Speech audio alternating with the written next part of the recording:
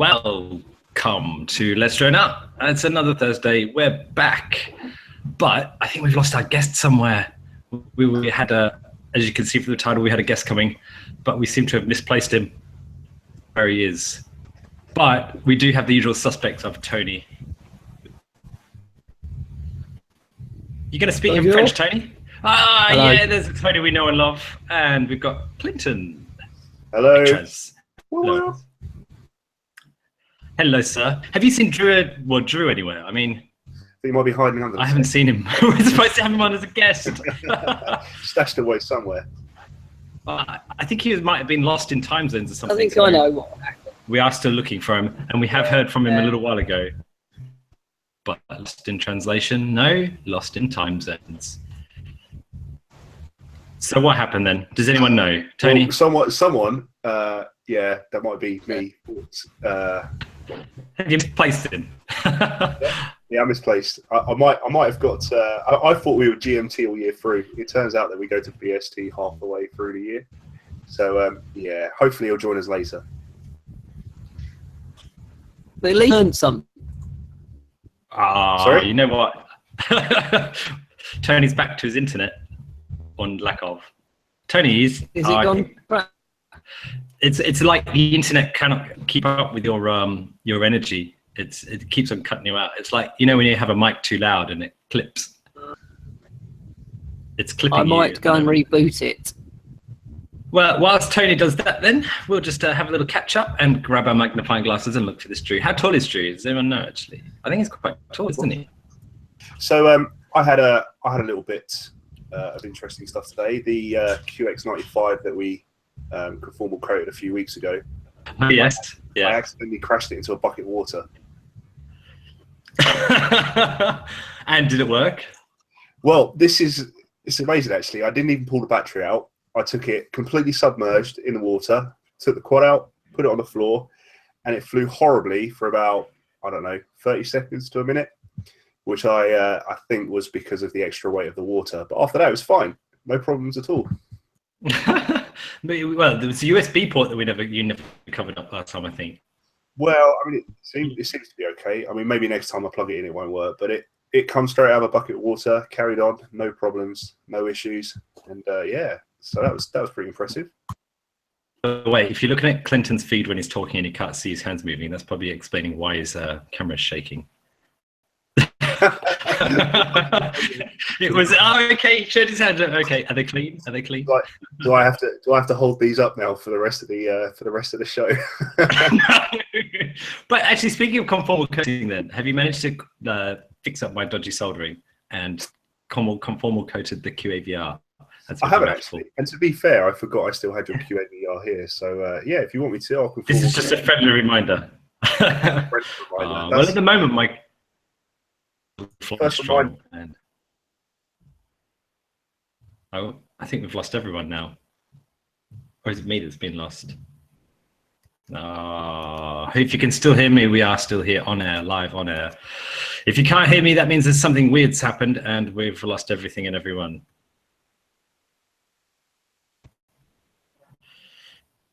No, maybe not. We have a very surprised look of Clinton on the view and off. So if you're still with us, we have a slight delay. We're hoping Drew, well, basically the story goes that Clinton had some problems with, he doesn't know that we're in British summertime, despite the fact that the days are getting longer. No, he just realizes that he's in GMT. I think without the +1, and I'm hoping somebody's going to come back. Otherwise, let's. Hello, sir. You are back. I don't know what happened there. My hair's fluffy today. Yeah, computer. It was going to be the solo show. Anyway, we'll give some shout outs to the people in the crew because there's quite a few people that have come in from regulars. The first in there we've had tonight of 0FPV. Hello, Striker. We've got. We've also got Matt Gammons. I always want to call you Matthew by your formal name. I do apologise, but I know you as a Matt. We've got iDrone and Sloth, Tricky Tube. It's quite a busy night. Bloods even. Welcome back, Bloods. It's good to have the regulars in there. We are expecting a Drib a little bit later on. Chris Holt is in the chat, and many White Spy. Wow. Mr. White Spy. As I say, we're waiting on a Drib coming across. Yes, Clegger. Greetings, Clegger. I can't even keep up. The chat room is busy. If you want to drop any questions in there, you want to comment on stuff or get involved with the show, go to the chat room, which is only available on the live podcast. And if you listen to this on the podcast itself that's not live, why aren't you joining us every Thursday? So, yeah. So it's good to have you back, Clinton. I was going to do a whole 2 hours by myself. I was going to get my ESC lists and results to read out. The Velocidrone live streams. Here you go then. So have you ever ordered anything from Hobby King and got a random gift? No. Even though I'm a platinum member, according to their system. I always get these stupid little random gifts, and I've just got a new flight controller, and this time it's this. Can you see that? Hold on, I got to. Oh, what? A flight controller? I ordered a flight controller, and they sent me a free gift. And this is it to try and work out what it is, because that looks like it's an arm, like at the end of an arm or something. But why would they send that? I mean, what use does it have? It's just one. Put it in your hair or something. I don't know. Maybe it's an eyepiece. Maybe it's a. I really don't know, other than an arm for a quad. And then you said one or just one. Just one. It says on it rotor bits. That's the only information I have. Technically, they should call it rotor bit because there's only one, but we'll let them off. And what other random gifts have you received from Hobby King? There was another one. I actually posted it on one of the forums because I had no idea what the last one was either. But yeah, they have this tendency of just sending random stuff out. To be fair, when was the last time I ordered from Hobby King? Ooh, a long time ago. About a year and a half for me. You see, the thing is, their batteries often go on sale and everyone rushes to buy their batteries. But if you don't get the right ones, you don't get anything good. And there's many other suppliers that sell all the wares and gubbins that I'd like to buy and always buy from them. So Hobby King, I think it's good that they cater for everything, and sometimes they're quite cheap. But back in the day, I used to always scour through their frames they had for quads and things long before there was some good designs out there, and you'd find the cheap glass fiber ones, you'd find cheap other ones and all sorts of things. But that was about the last time I was building them. Bits from there. Sloth FPV just commented and said apparently it's a motor mount and it's from Rotobits. I don't know if that's just being sort of... Maybe Sloth has just won that prize and you're going to send him that one. What are you going to do with it? What's anyone going to do with it? maybe he has a collection of them, you know. So. Everyone's just got one, and what they're hoping is you bring them all to their next Flight Fest and they'll put them all together and make some big thing. I mean, when you order your bits, do you ever get them next day, or they're 24-hour? Do you ever get it the day after, or is it always like an added delay? Oh, what, from Hobby King, or from anywhere in general? Hobby King particularly, because they always advertise the 24-hour delivery, and it's usually 48 hours. They advertise the 48, and it's usually. To be fair, I haven't placed an order with them since January, but one of my flight controllers died, and they replaced it for me. So that was the only reason that I had an order from them, which came with a free gift. Was that your race flight? It was my race flight, yeah. Yeah, which had to come all the way from Hong Kong. Was that the race flight that got water on it? No, it was. I think a few people have been having issues with some of the motors stopped working. I've had 2 of them now, but yeah, none from water damage, not yet anyway. Well, maybe you can confirm what it is anyway. But I have just ordered for the first time. Obviously, you know how much I love my Emax X5. But they do a 6-inch version of it as well. So I've just ordered a 6-inch frame. X5? It's an X5 with 6-inch arms. So I think that'll be interesting. And I've got my my F60 Pros to go on it as well. So just so everyone knows, Clinton basically is going to get a tattoo of Emax across his forehead. He loves them so much. What's wrong with Emax? Nothing's wrong with Emax. In fact, that makes them really. It's just that I don't know. You're a lifelong loyal customer of Emax. Because their frames, which I like, you can buy them for £26. You can't go wrong. With a PDB. You've always added with a PDB. Yeah, and that's quite a cheap amount, really. I mean, that plus some motors from Banggood. Actually, that's the reason why I never order from Hobby King anymore. There's Banggood, isn't there? Cobra shirt for the I win. just realised that. Banggood don't send me free stuff. If anything, they drop stuff off my orders, but I don't mind. It's so cheap anyway. And then, to be fair, I'm on for them. I've just ordered some new motors from Banggood actually, but they're the little ones, the little race style ones for the QX95s. Yeah. That'll be the which ones? The 2205. The QQ, you know, the QX95. Yeah. You've ordered new motors. I can't remember what size motors they are, but they're the Race Star. I think they're the 8520s, 8.5 millimeter, 8.5 by 20 millimeter, 53,500 RPM. So they're like the upgraded motors. That's pretty good then. It's about time they started to do. And how much do they actually charge then, just out of interest? Because I know they're cheap end motors anyway. Yeah, I think they're about 30. Well, according to this, €13. Oh, £10.20. So for 4 of them, so you can't go wrong really. If they're rubbish, then just use them as vibrator motors in my mobile phone. Well, I think what they should start to think about is brushless replacement for those little brushed motors. It'd be nice if they could get them that small, wouldn't it? You know, sort of see. Actually, you know something, Clinton? There's somebody that's just sent a message saying that they're also building an X5 Tricky Tube. Oh, to be fair, they do look good frames. Yeah, Tricky Tube. To buy one based purely on your recommendation, because a few of your recommendations in the past I've gone, why didn't I listen to you sooner? Like? Not going to mention just now. Actually, I'm boycotting theirs. It's an American product. I don't like Trump. No, that's not true. No, the reason being, it's cheap. Yeah, it's the first thing. Arms are replaceable. The PDBs are cheap enough, and they're sort of generic across the Emax range or their X range. So the X4s, the X5s, the X6, all the PDBs are the same. And they're light, and well, personally, I think they fly well. There are probably better frames out there, but that's yeah, true. Can you really go wrong? I mean, by the time you've bought a PDB, that leaves you with what, £19 to buy a frame.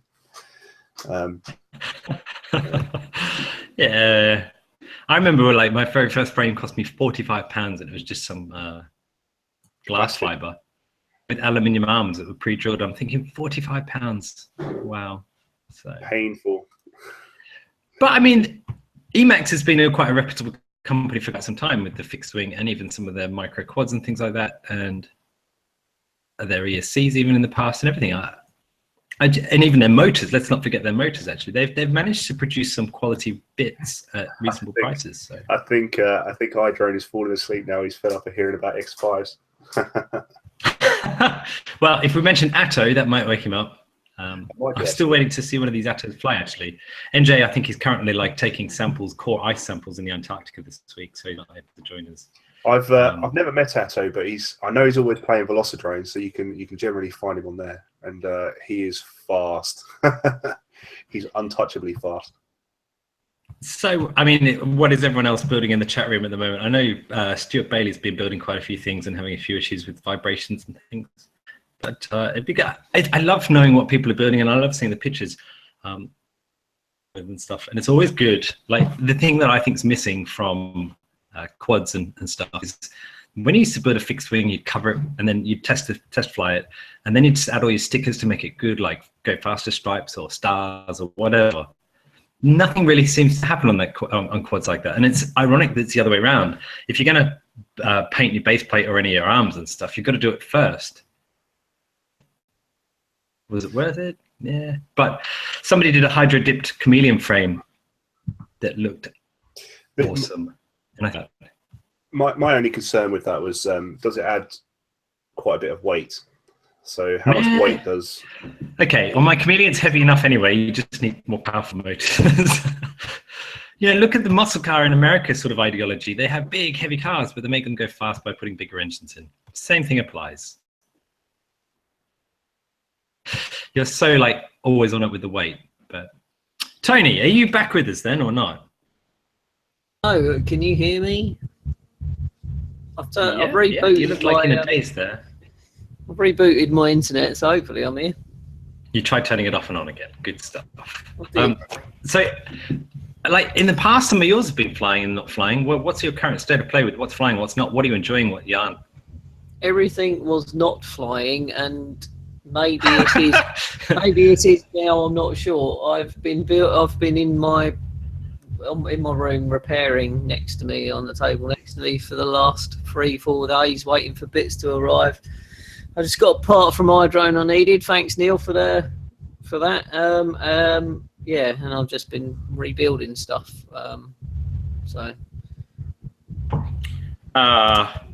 I smashed up my favourite freestyle quad to couple of days ago, which I was most annoyed about. What did you do? It fell out of the sky. I'm pretty sure the XT60 was loose. You know when you have to separate the pins now and again to make it stiffer when it goes in and out the battery? I'm pretty sure it was that. What wasn't separate the legs of the XT60. Because I flew in the air and it just went and just come out, and it smashed down on 35 quid new camera.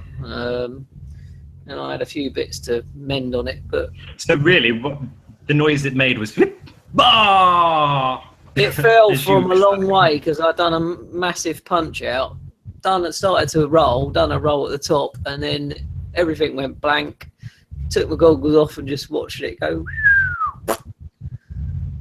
Do you think? I mean, was it was a fresh battery and everything? Then do you think it was drawing too much and it overloaded I'm really pretty sure it was the XT60 loose. So yeah, I have a screwdriver dedicated to XT60 pin prodding to make them wider. So I know that feeling. Yeah, people. A couple of people I know use what are they? Not matchsticks. You know the things you use for your teeth, cleaning your teeth. Toothpicks. Toothpicks. Yeah, they normally put them in and snap them off in there and leave them in there, and that keeps them separated. So that's a tip that I'm going to try. Not a bad idea, to be fair. Or maybe if they made like a little piece of rubber or something to go inside. Yeah, so this rubber's a bit more modern with the. Yeah, because I've separated them before, and I ended up snapping like pins off, and then get down to one, and then it just doesn't work, and then you have to redo the whole XT60, which in some frames is annoying, and some frames it's all right. It's not too bad on the one I was on, but also I had carbon rubbing on the wires, so I was getting some smoke and stuff like that. So I've electrical taped everything and then stuffed a load of hot glue everywhere and shut it again, and then just praying that it won't do anything. I actually think it's probably more to do with your magnetic personality, because even this stream has a little bit of like interference from your side. I've just turned you down a bit, so if we can't hear you, we'll turn you back up again. But otherwise, all your audio is fine. Feed coming from Tony. So I was going to say it's all your vegan ways. The worst thing I had with an XT60 is I think that it wasn't making good contact, and I was flying and it cut out, and then it sort of re-engaged and armed back again in the air, and then I brought it in for a landing, and the XT60s wouldn't come out, and they'd actually welded themselves together inside, to the point where I had to cut all the XT60s open and actually sort of unsolder everything. It was that bad. Actually, I had once a problem with my Chameleon, and you're left and right, and when I did it really fast, it would cut out and just like as though it was fail-safe, and I thought, what? Because when it landed and I looked at it, it's like it's got power. Did it again, the same thing, but turns out it was an XT60 connector just on by a single wire. Well, actually, I'll tell you one thing though. I think there's a few times when I've had an XT60 and it's plugged in, and these things pull what? Let's say 100 amps on an average, or even 60 to 100 amps. If it's only a single few threads of a wire to burn out through heat. So I think I've had that happen a couple of times as well. So I don't know if there's ever anything iffy on a connector, it's best not to really fly it and just get it checked out. So Thank you to the drone doctor. Yeah. The repairer of drones.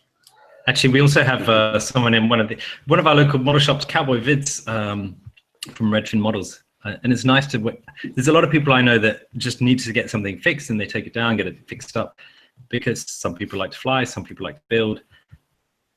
Just want to like to do both. Yeah, yeah. So actually, we'll get you on the show, Cowboy. What was that, Tony? You hate building. I said I hate building. It's the worst thing ever. And repairing. I like. Horrible. I just like flying, and that's it. Nah. I don't know. If I'm buying new bits, it's always fun to cut everything to the right size and get it all soldered up. But the one thing I hate is having a messy desk already and trying to build. And like you get your screw and it's lost. It's like, oh, where's it gone? So my top tip is always have a clean desk when building. It's when you get your arm, everything over to one side, and then you just end up with a big mound of parts. Yeah, pushing it over on one side, and yeah. It can be frustrating. It is apparently supposed to be a genius. If you've got a messy desk, so I'm trying to be a genius. I think sometimes being able to see everything definitely helps. So whenever I do a nice new build, if it's a brand spanking new build with all new parts and everything, I always clear the desk and lay everything out and sort of, you know, make the first time build a nice one. But after that, when it comes to repairing and stuff, it's just sort of slap it on the floor, get the soldering iron out, and yeah, just make it work in the most basic way possible.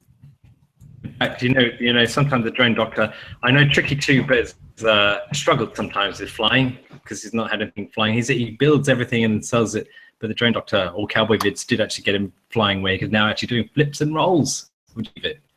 I mean, that's something we all do, but you know, we all remember our first time on acro when we actually started to be able to do that and feel confident.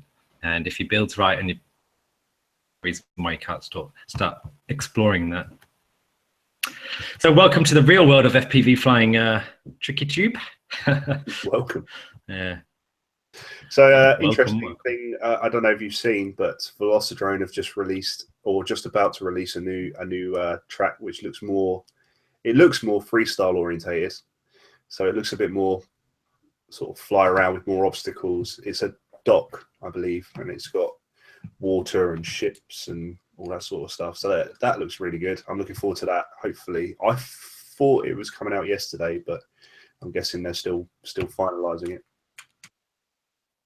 Yeah, ironically, it's summer, but I've noticed a lot of people are taking up the sim route. I haven't flown for a little while on either, really.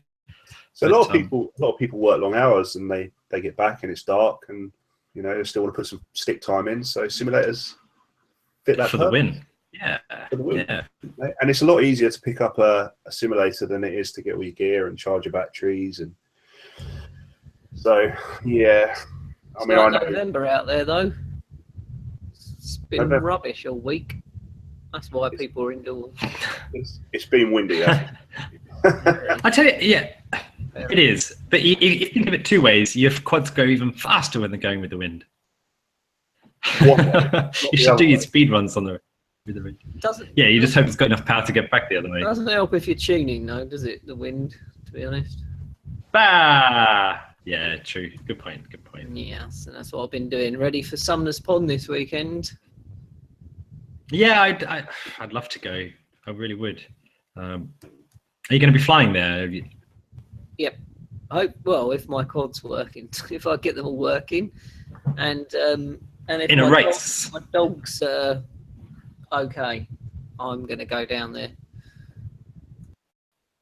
And then next weekend is Western Park, is it not? It's Western event as well. You don't know that one?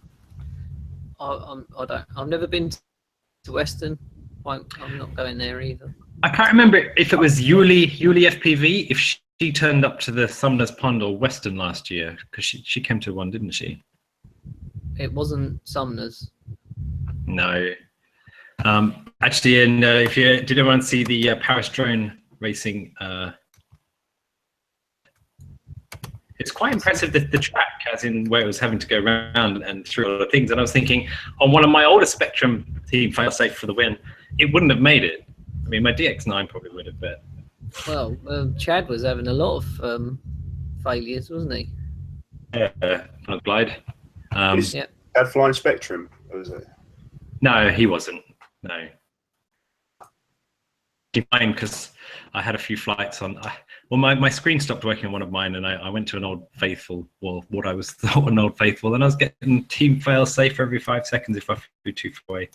So I don't think my final glide was on a Tyrannus, but there's all sorts of noise and congestion on the radio waves and things. So all sorts of things could happen. And if you're not running an optimal sort of setup, you are running yourself a risk of getting all these sort of interference things. So I mean, I've been running it's here actually. I've been running the QX7, and it's, to be fair, touch wood, it's been good as gold. I haven't had any fallouts or fail safes or problems as of yet. So do you often fall out with your transmitters, like it beeps at you and get upset? No, well, to be fair, I'm running the XM Pluses, and I don't think they have RSSI on them. So sorry, that just cut out. You were running the. Sorry. What firmware on it? Oh no, it's running latest firmware, but the receivers are the little tiny XM Plus, the new FR Sky ones. They're tiny little have RSSI. But yeah, I don't think they have RSSI or any telemetry or anything on them, so it'll just fall out the sky when it's ready. I'm ready to come home now, Dad. It's all right. They're all waterproof now, so and it's all been confirmed. It's working good, so I'm not too bothered. Are you going to fly through any more tires? Yeah. For any more what? Sorry. Any more tires? Yeah, why not? It's true that your quads have the hard knock life, isn't it? I mean, they do. You should see my batteries. It's getting to the point where I'm going to start. I'm going to dig a hole in the garden and start leaving my batteries there just in case. Mine is starting to die. And actually, you know what? I've looked at some of my videos in the past, and I'm thinking, wow, that thing's fast. And when I've been flying lately, from my feed, I'm thinking it's not very fast. But then I think I do put my batteries under abuse. Blood's FPV. John, who was on the XM Plus does have RSSI for OSD. I was aware of that, but I don't use OSD, so yeah, I don't have that luxury. Just wait for it to fall out the sky. I've heard of actually Zero makes a valid point. More fail-safe with his frisky stuff lately. I've heard of that actually. People joke that team fail-safe are always so accustomed with them, but there have been issues where the Tyrannus has fallen out of the sky and all sorts of things. So nothing's perfect. No, nothing's perfect. To be fair, I mean, as you know, I went for a Spectrum phase, and if it wasn't for the problems I had, I would probably still be flying Spectrum now. As a radio, they were beautiful. They felt nice. They were good in the hands and everything. So yeah, I was just unfortunate in it and had nothing but problems. Yeah, there's people talking about something. Lucky NJ's not on the call, else he'd be rolling his eyes and saying, "Rah!" Yeah, shut up. Enough about soft mounting. But actually, the point came earlier that someone says actually Emacs usually have a best soft mounted. Otherwise, they can be pretty hard to tune properly.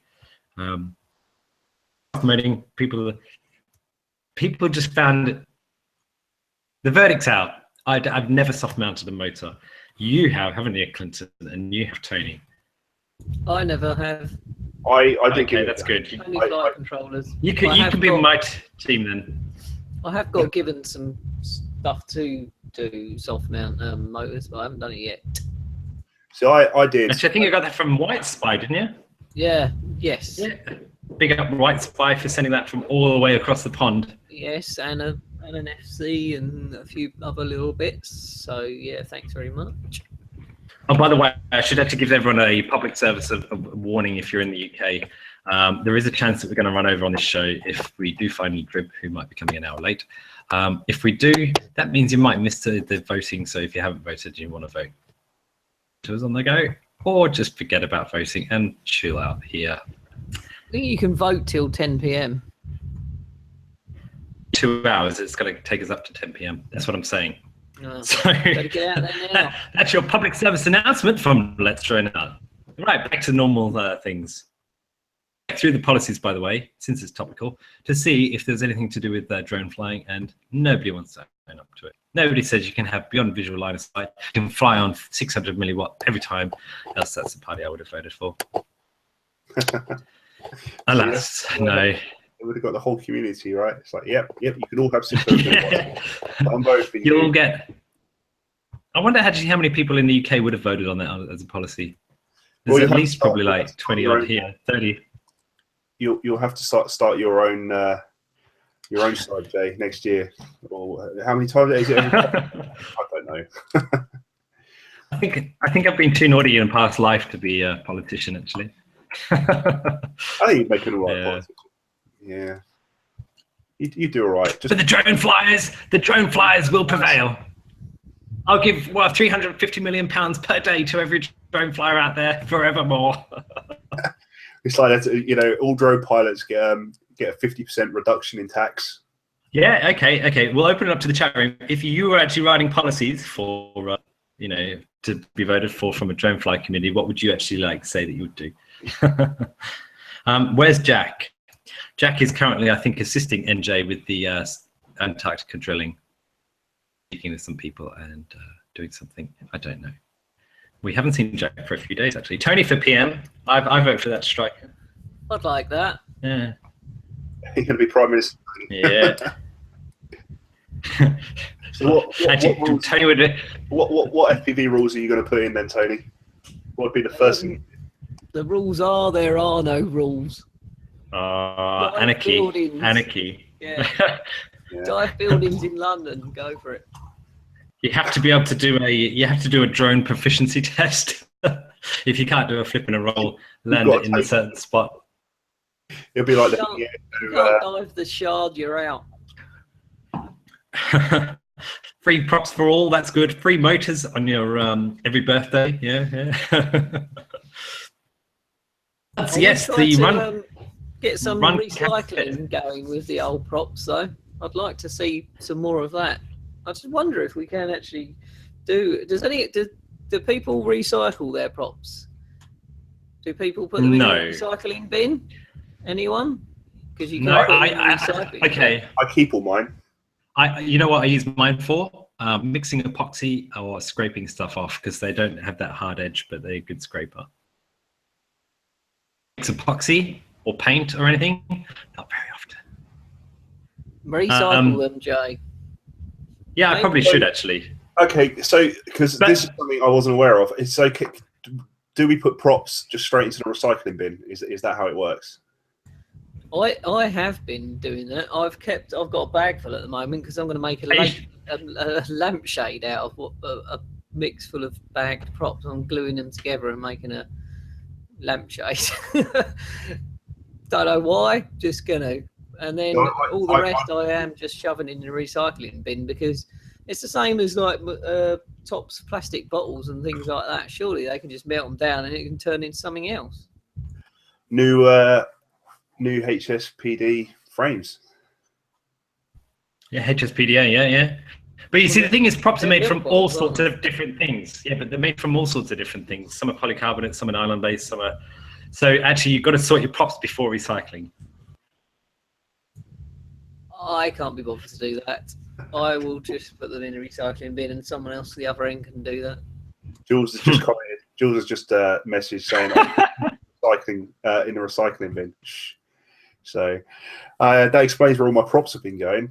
Brand new packs. I have to tell you something, I think.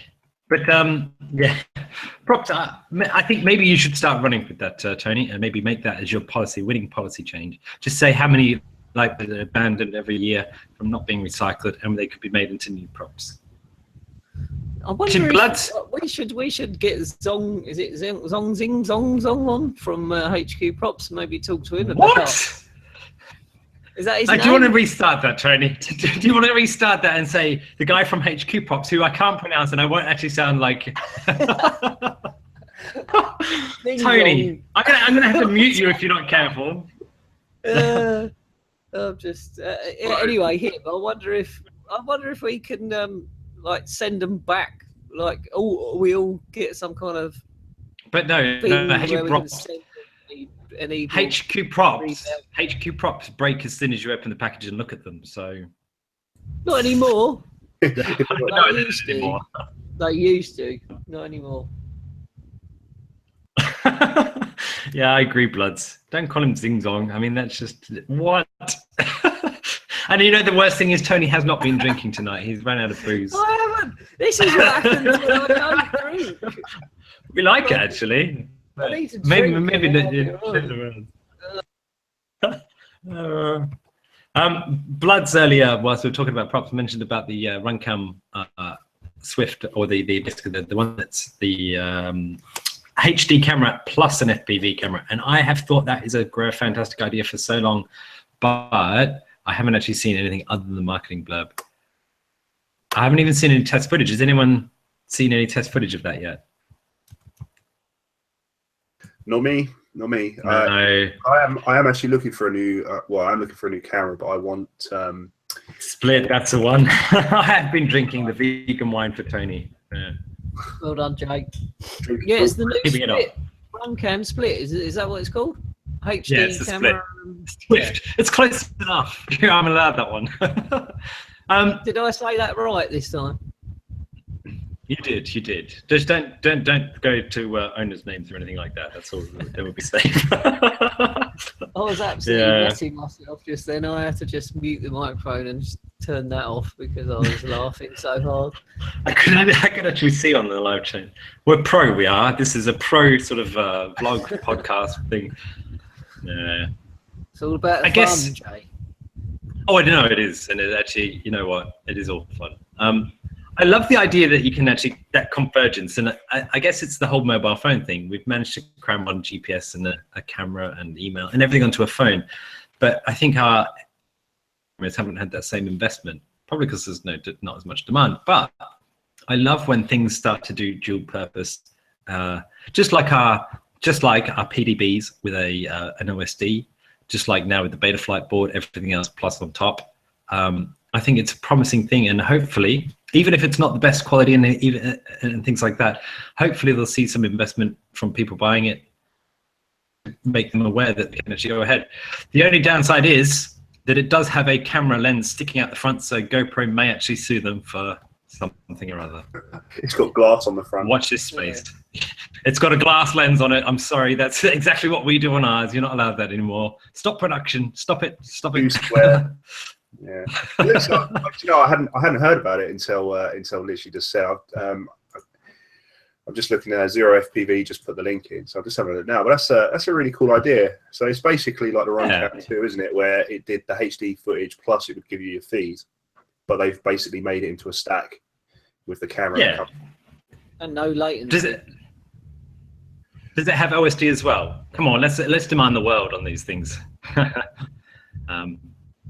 So you put your memory card in there and it records to the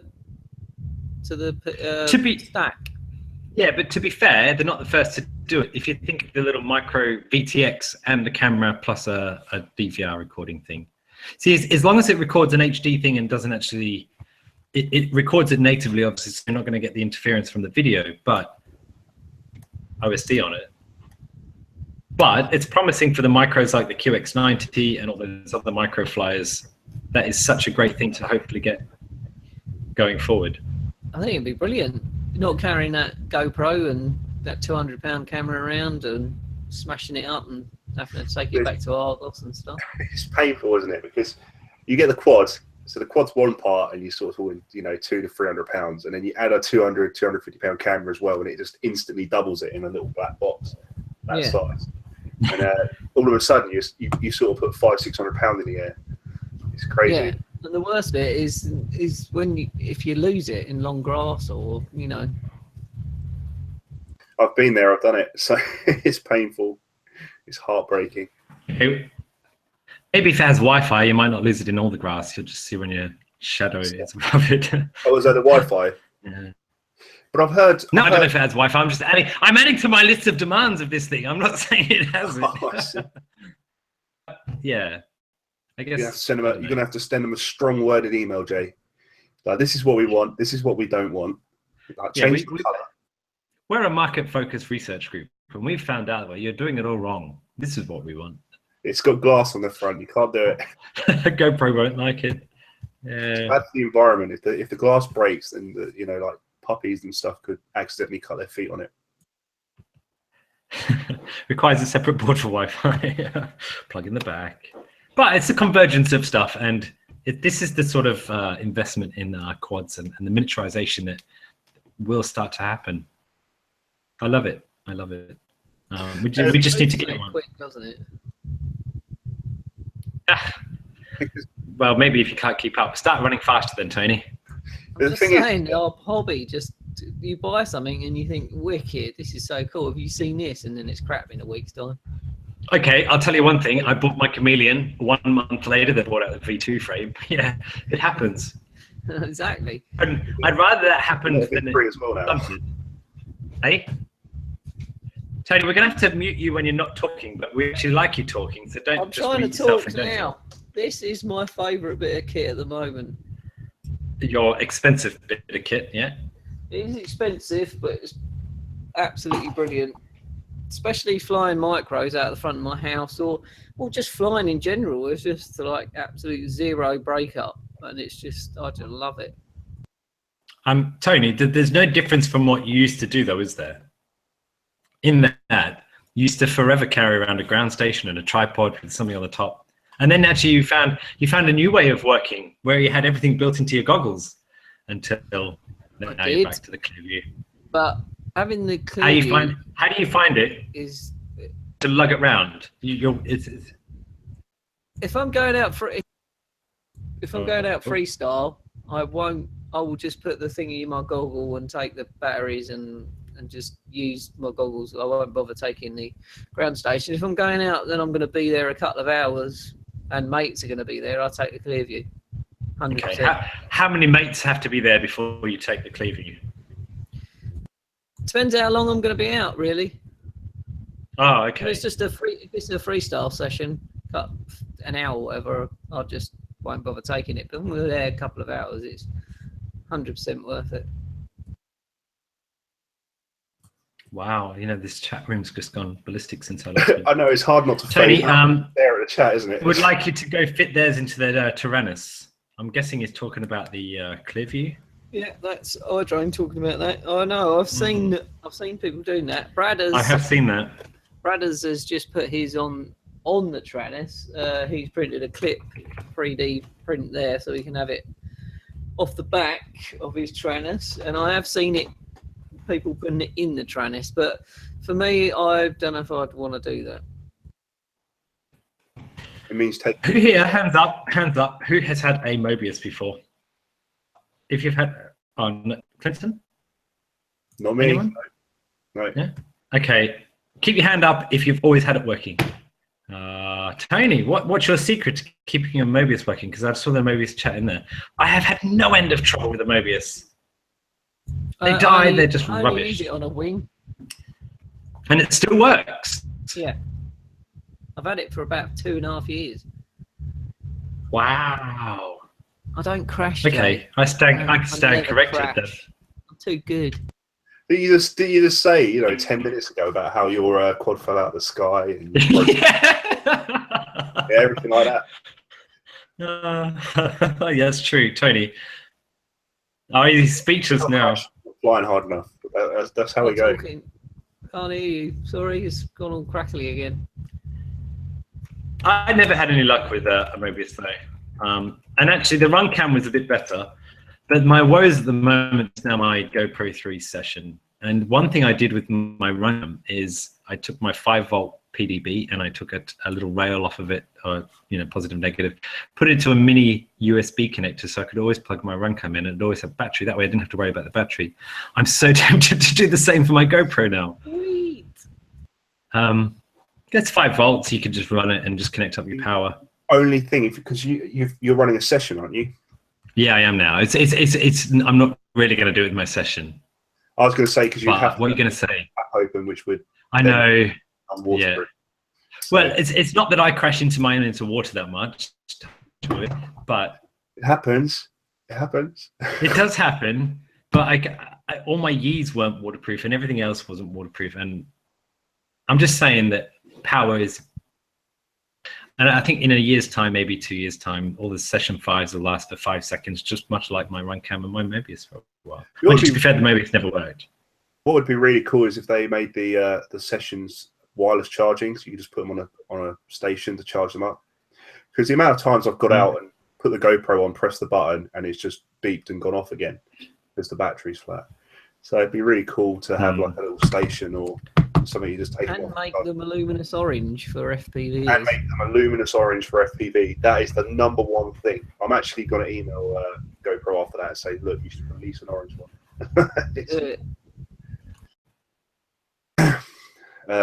Yeah, I lost Tony again. Tony. I'm here. I'm just sitting here watching you. Why is it going pants? Actually, earlier we lost when you were rebooting your PC. We also lost Clinton. He was stuck on this like surprised expression. It's like, wow.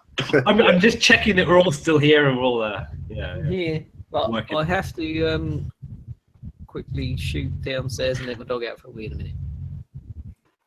It's not true. I do actually crash loads enough. Actually, but I've been thinking about my chameleon frame and how I broke it. And I think the first time I was flying, I did dodgy antenna. So I think I won. So, but I try not crash it as much anymore. So you're going to hate me for this, but my my chameleon went today. I sold it. I know, I saw it, but it's all right. I mean, look, if you want to, if you don't want the BMW or Mercedes of the drone world, and you'd rather go for sort of a cheap Skoda, that's fine if you go for your Emax X5. Sorry, Clinton. I can't help it. It's not just the Emax X5. It's just it's the True X and it's light. Any frame that's True X. It's a performance vehicle. It just doesn't look like it. Honest. The X5 is like a Lotus versus a Ford Mustang, where the Chameleon's the Ford Mustang. It's heavy and fast in a straight line. Yeah. Whereas American muscle. American muscle, and it's incredible. No, I completely disagree with that. Actually, I disagree. Fight. Okay, so what is your disagreements? Are you telling me that the no, I don't. It's heavy, but that doesn't mean that it can't be agile and quick around corners and stuff like that. And that's, you know, there's one evidence of that is quite a lot of racers have actually gone out and bought them.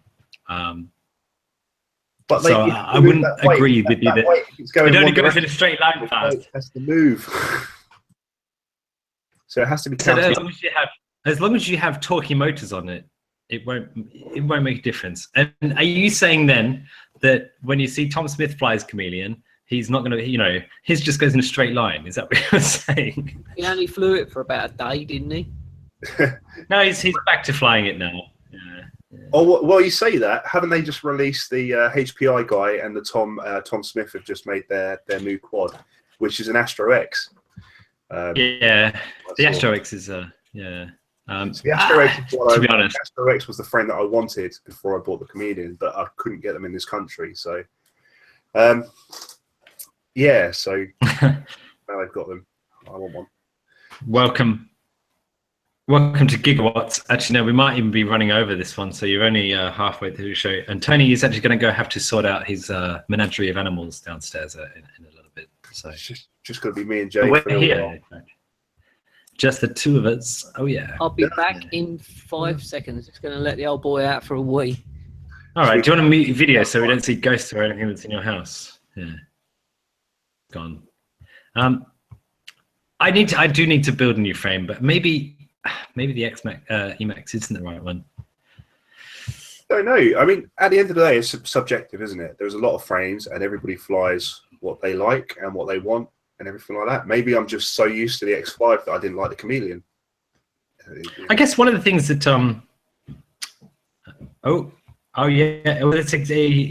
Cowboys did build one with the 227. It does destroy lipos, and actually, like I was saying earlier, my lipos have all started to die quite a lot since I've been flying the thing. But damn it, it's good fun.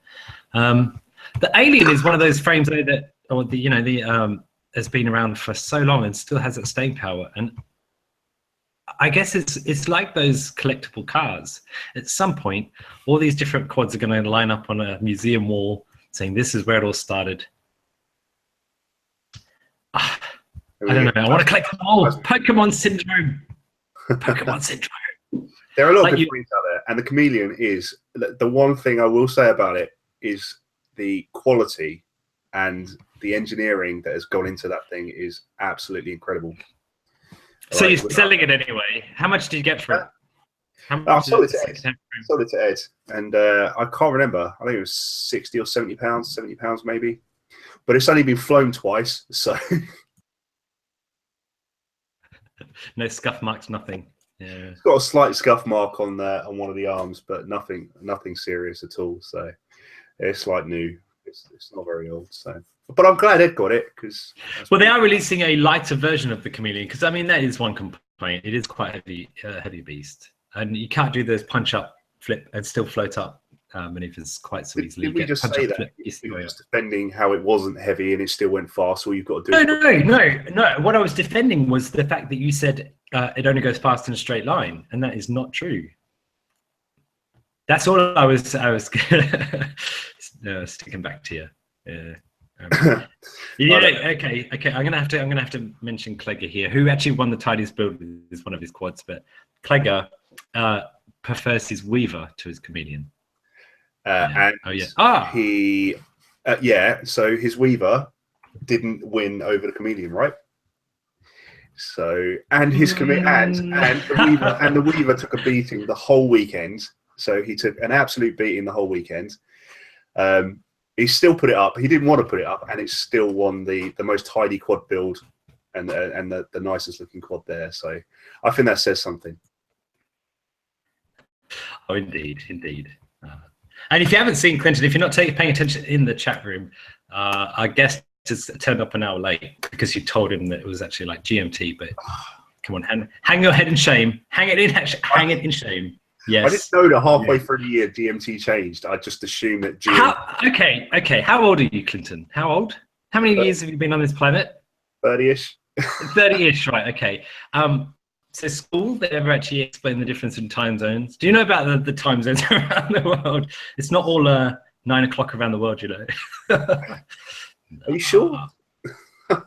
It was an honest mistake. It was my honest mistake, and I take full responsibility for it. But I did genuinely believe that we were GMT, and yeah. I mean, I was shocked. I googled it, time GMT, and it was an hour backwards. So yeah, that's my excuse. And I'm sticking to it. Go on. Yeah. I'm sticking to it. Oh, look, Drew Camden has just joined. You're a little bit behind the times, mate. Oh, you're back. Hey, Drew, welcome. What's going on? How's it going, man? I'm going to apologise right now for my mistake on the time zones. I learned something today, though. There's summertime is the thing. Who knew? Yeah. Yeah. So, if it was 12, I'd understand it, but no. Don't worry. He'll never hear the end of this one. That's Well, no, I'm just glad we were in the chat, and because I wanted to, send out a tweet or an Instagram or something, and I was like, "What do you mean we're starting in 15 minutes? I'm nowhere near my house right now. Like, this is not happening." Usually we have a little warm up with our guests, and usually we're like, make sure you're comfortable. You've got to drink. I'm not warmed up. What are we going to talk about? Now, let's go. Right. So, hello, I'm Clint, and we have Jay and Tony and Drib. It is good to see that you've got a typical of choice. What are you currently drinking? Let's get the formalities out of the way. Just cider. Just some cider. I'm trying to cut down on the gluten. It's the new American craze. I guess it's not even new anymore, but Yeah. Down on gluten. Does it help with flying if you cut down on gluten? Yes, yeah. Gluten definitely impedes the thumb movement, I've heard. You see, actually, a long time ago, Tony's gone to sort out his animals downstairs, but I actually joked around, maybe we should try all these different things to try and help him win races and stuff. We'd throw buckets of ice over him, and you have to find what the new hype is, because the industry is not it just couldn't keep innovating at the fast rate that it was a year ago. New huge breakthroughs were coming, but now motors just get a little bit faster, a little bit better. I think the secret is definitely going to be in dumping ice buckets on your head, or maybe wearing eyeliner to be the new hype. I don't know. It might be crazy. Maybe sticking needles in the forehead whilst they're flying FPV. Right? Gets you going. Needles on the gimbals. Yeah. Or what's I don't know if you guys seen the hype train videos by Michael. He's in the States, and he does these kind of fake hype video things, and one of his first ones was about soft mounting your thumbs using oven mitts, and I just thought that was the funniest thing. It's amazing. Look up the hype train. Soft mount your thumbs. Does it work though? That's the question. Okay, let's start one, right?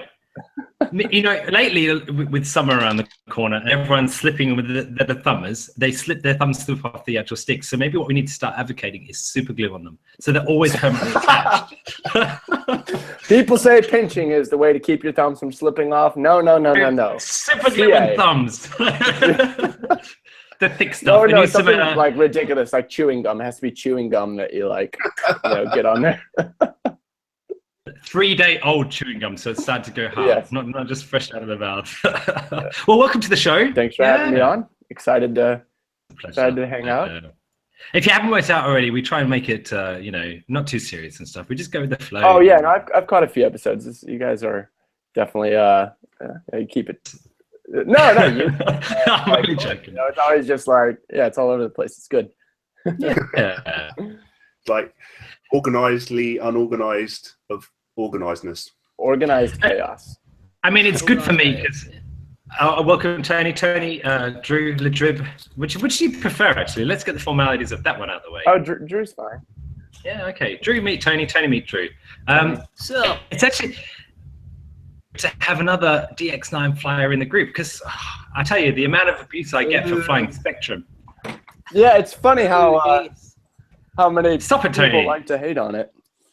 I know. I got new gimbal guards, Ooh, yeah, look at this. Yeah. Like, I'm all sold out now to the rotor riot, right? No. Have you got the tattoo yet? Have they tattooed your back? Oh, well, let me show you. Actually, right? No. Well, but apparently Chad does the do it while you're sleeping, so never get drunk in their company. Is that how he got me? I didn't know. Yeah. No, it's good. And to be honest, I mean, I actually went back to an older Spectrum lately because my DX9 screen stopped working. I thought, I thought the whole thing had died. As it is, it's just a display. Yeah. But didn't get the same sort of control link out there.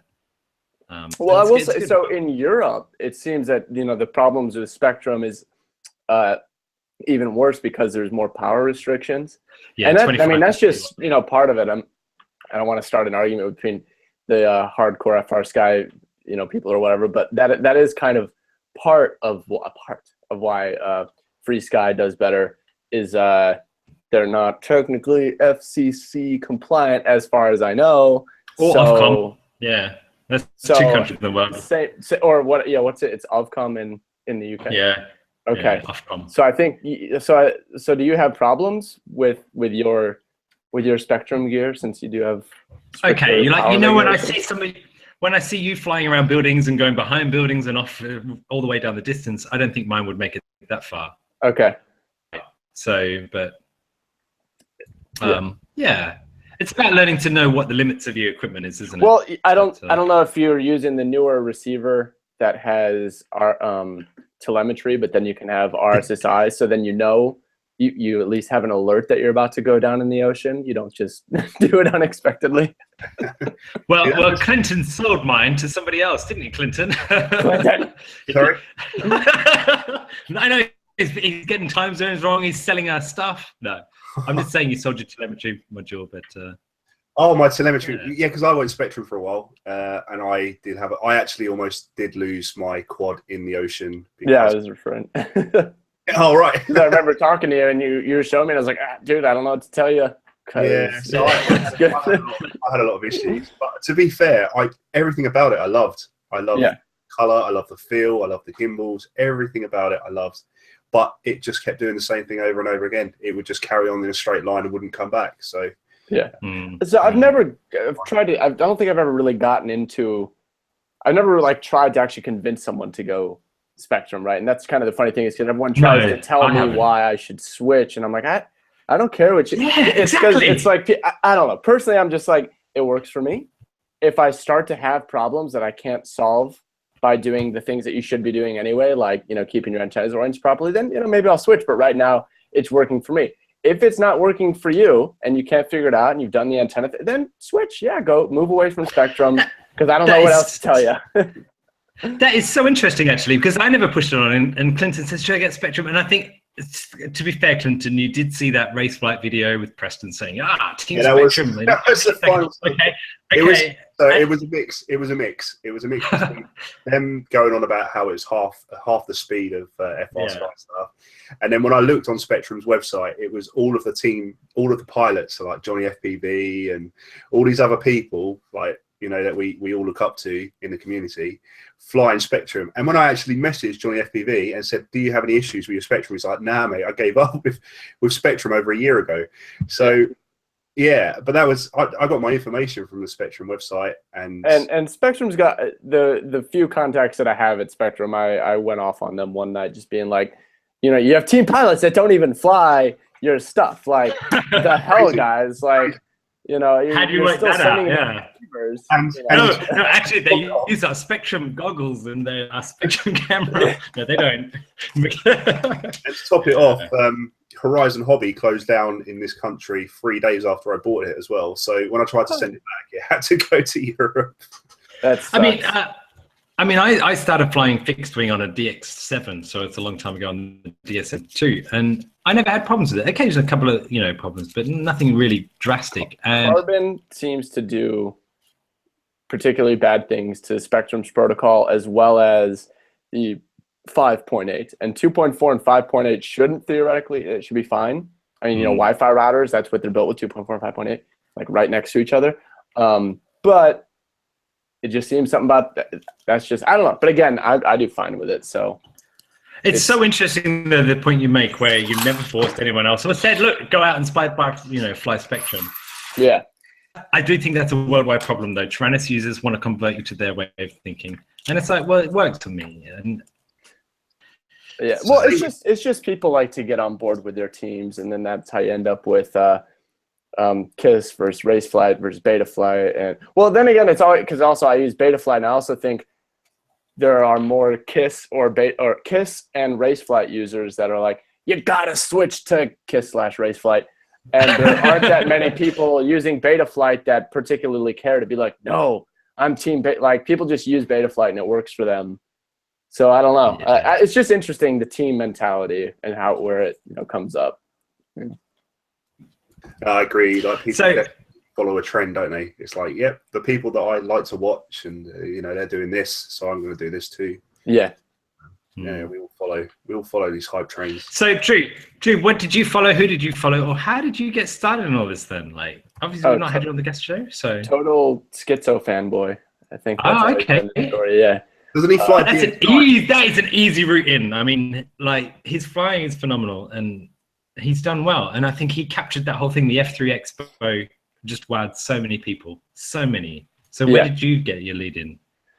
Was it F3? No, it was it just before or after? Well, so like there was a guy in the place where I worked at the time who had a Nano QX that he flew around the office, and he was trying to convince me to get one, and I never wanted to. Anyway, he bought one for me because he was like, you're going to love drones. And I'm like, I don't need another thing to spend money on.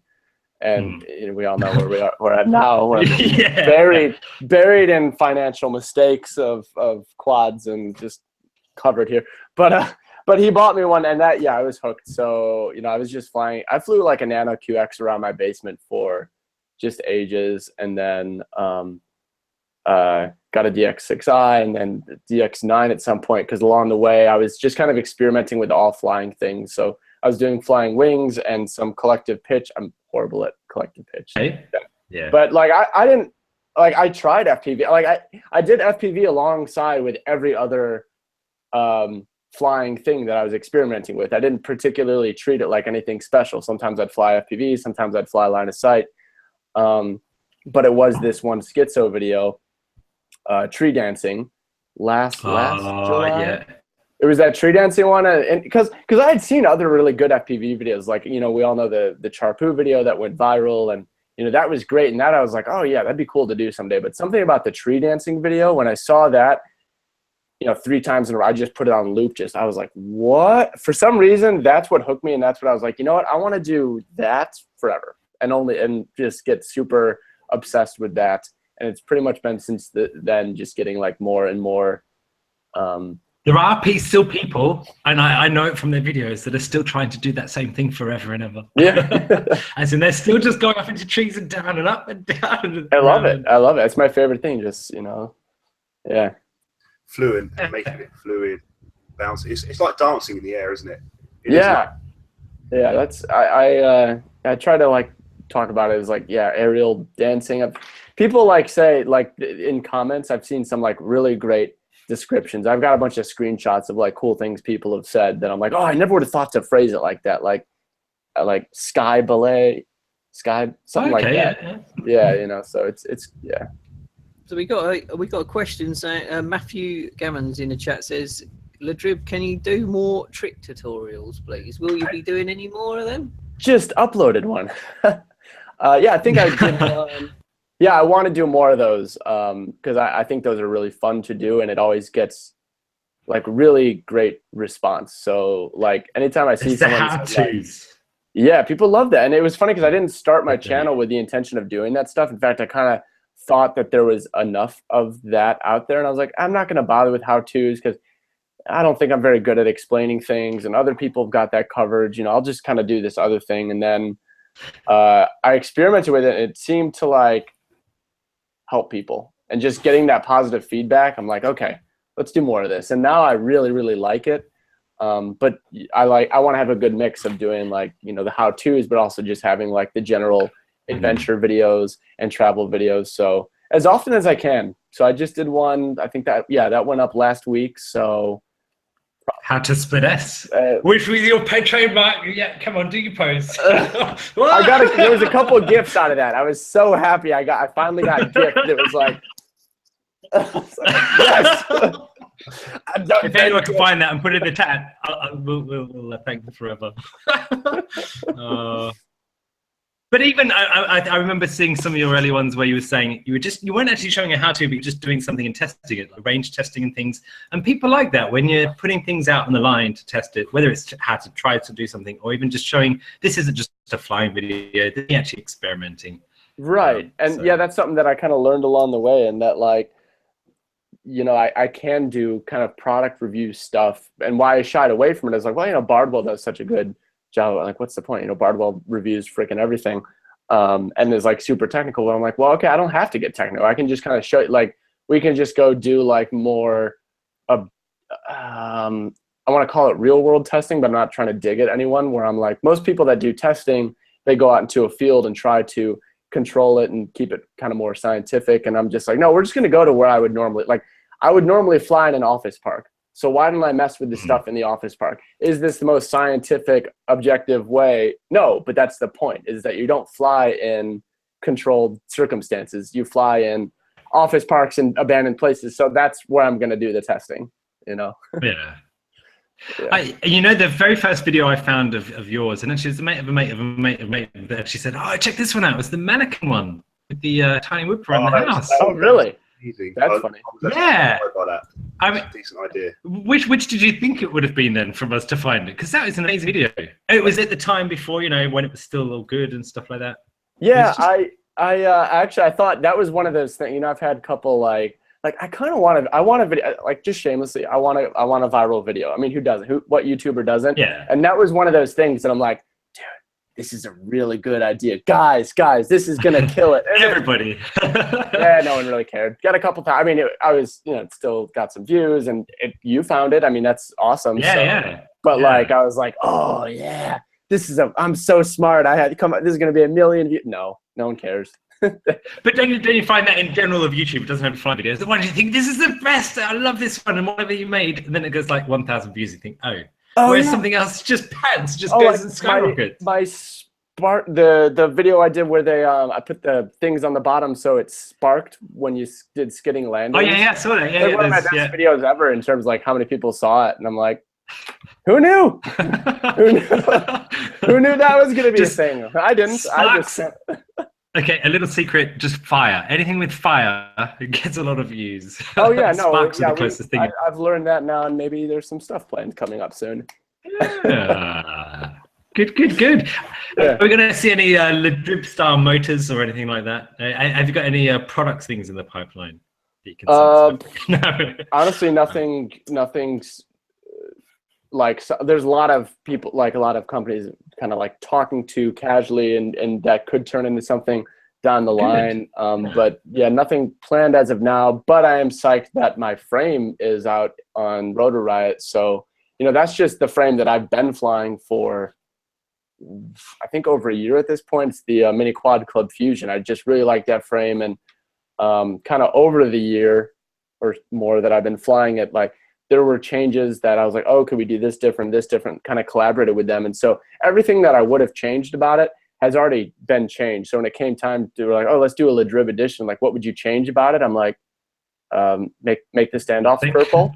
So we made the standoffs purple. And then we also included these like rubber vibration isolating mounts that I use that, you know, are a little bit hard to find. So Rotor Riot helped source that so we can include it with the kit. So yeah, you get the frame and then the mounting thing in the back and the bobbin. So I think it's like that's exactly how I build the frame. And yeah, I'm psyched about it. The only trouble in the UK for actually ordering from Rotor Riot is the amount of the postage costs that we have to go through. If you order a sticker, it costs £25,000. In other words, here, give us a kidney. No, it's not that bad, but it's quite extreme. I think it's catered for the US market. So we might have to send you a nice email and we'll send you some money and you can order for us. Well, hey, I'm coming to Europe. Maybe I can smuggle over some stock. Was that it was the 29th of this month, wasn't it, that you guys are flying over? Is that correct? What is it? 20. Clinton knows more about you than I don't even know. I'm just, He's been stalking you. It's the end of this month and the first week of July, so I'm not sure. I can't remember the exact date. I should probably know, but we're going.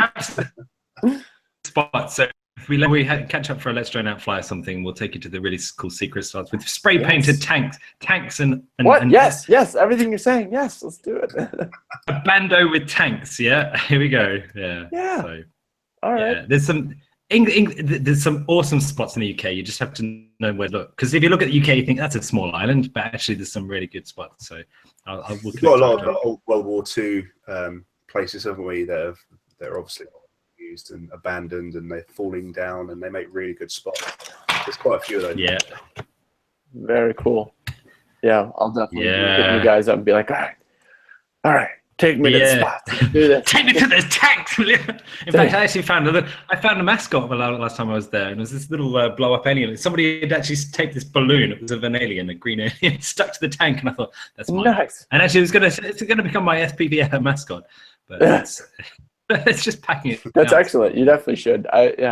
You should just start make the alien with the the green in the eyes. Just make that your logo. Just go full alien. But I don't actually have an alien frame, so I didn't even think about the alien frame. That's funny. Yeah. So I mean, you kind of made it when you're taking around or you're going places with Red Right and stuff, or even portions of it. So how did you find the transition from obviously where you started just flying your QX in the basement and to how you've actually now started to grow as a channel and stuff? Was it a bit of a shock overnight, or? Oh no, it just feels like it's just a lot of work. I mean, it's exactly what I want to be doing. And I mean, when I got into it, I didn't think I would make a career or a passion out of it. Like it was just kind of messing around. And then kind of like last summer, so kind of like a year ago from now is when I was already uploading like flight videos to YouTube, and I'm like, well, let me start uploading more flight videos, and then maybe I can do more, because like I'd always wanted to do the YouTube thing. Like, I always wanted to be a YouTuber like for years, and I never did it. And, like, shame on me, and I still kick myself for like, there's some cliche saying, a year from now you'll wish you started today, or something like that. But like, I just wish I had started sooner. But part of the reason I didn't is like, what the hell am I going to make videos about? Like, I was lost in life. And like, legitimately, the FPV thing gave me such a passion to care about and a community to connect with, and has introduced me to so many cool people. I'm like, this is what I want to make videos about. This like lifestyle. This is what I want to do. And I finally had like a topic and a thing to share about, and like a story that I felt was worth telling. And so, yeah, just the interesting thing about FPV flying, because I mean, RC has been around for, let's face it, even grandparents' times and stuff. But the thing about actually FPV flying is it's still a subculture. We have our own terminology we use for stuff. We have our own interest groups and stuff. And even though the internet has destroyed most other subcultures, actually FPV flying is still a subculture. And actually being a person in that, it's quite an exciting thing. Yeah, I love it. Yeah. Yeah. So it's funny. We've created this whole little like world for ourselves where we've got podcasts and shows, exactly, and channels and TV shows that are all like specific to what we do, and like we're all like so invested. I love it. It's such what a time to be alive, you know. And like there really are a lot of people in Detroit that fly, and you know, on occasion when I go to like a more common flying spot like a park or something, when I get out of the car and I already hear like and there's just clouds all around, I'm like, how is this real life that I just show up at a place and there's flying robots going nuts already? Like, this is awesome. It's amazing. Community is such a powerful thing. I don't think, I mean, whenever you have a problem or something's not working, you just, anywhere you throw it, you're going to get an answer, and someone will always help as much as they possibly can. I've had people remote access my computers and go through Betaflight and start setting up quads for me when I just didn't have a clue. Like, no clue who they were. They were just like, click this, click this, click this. Really? My computer, like, bang, bang, bang, bang. That is old. So, wow, yeah. Here, have access to my computer and all my files on it and everything, but could you just fix that one thing? Just come back and like, yeah, it's gone, you know. But yeah, but it's such an amazing thing, and there's so many helpful people out there. And the people that you know, like I look up to Schizo and Charpoo, they're like the heroes of this hobby. Yeah. You know, I've messaged Schizo. Charpoo actually posted a video for the first time in ages, didn't he? It broke the internet. It was amazing. Yeah. I was like, whoa, wait a minute. Am I seeing this? Has Charpoo actually posted a video? No. Oh, it is. That's real. Yeah. I think he was busy with his, he was doing the film, wasn't he? Boss Baby, I believe. So I think that had been keeping him quite busy. So hopefully he's back. Yeah, he's busy. I don't think we know what the future is for. It's just funny because like since joining Rotor Riot officially, you know, I've new communication channels open with them, and it's like, oh, Charpoo's around. Yeah, he's still here. Okay. Yeah, we're just talking to. Okay, interesting. Like, so he's out there, but he's just quite busy with other aspects of his life. So yeah, we're all hoping he doing life becomes more present in the community again. Love Charpoo. Yeah, I never forget seeing him tested, actually. Here's how you build a racing drone. And obviously, they never knew anything about it. Norm is it untested? And he didn't have a clue what Charpoo was saying. Anything. Who you're actually speaking with at the moment? This is Charpoo. Yeah.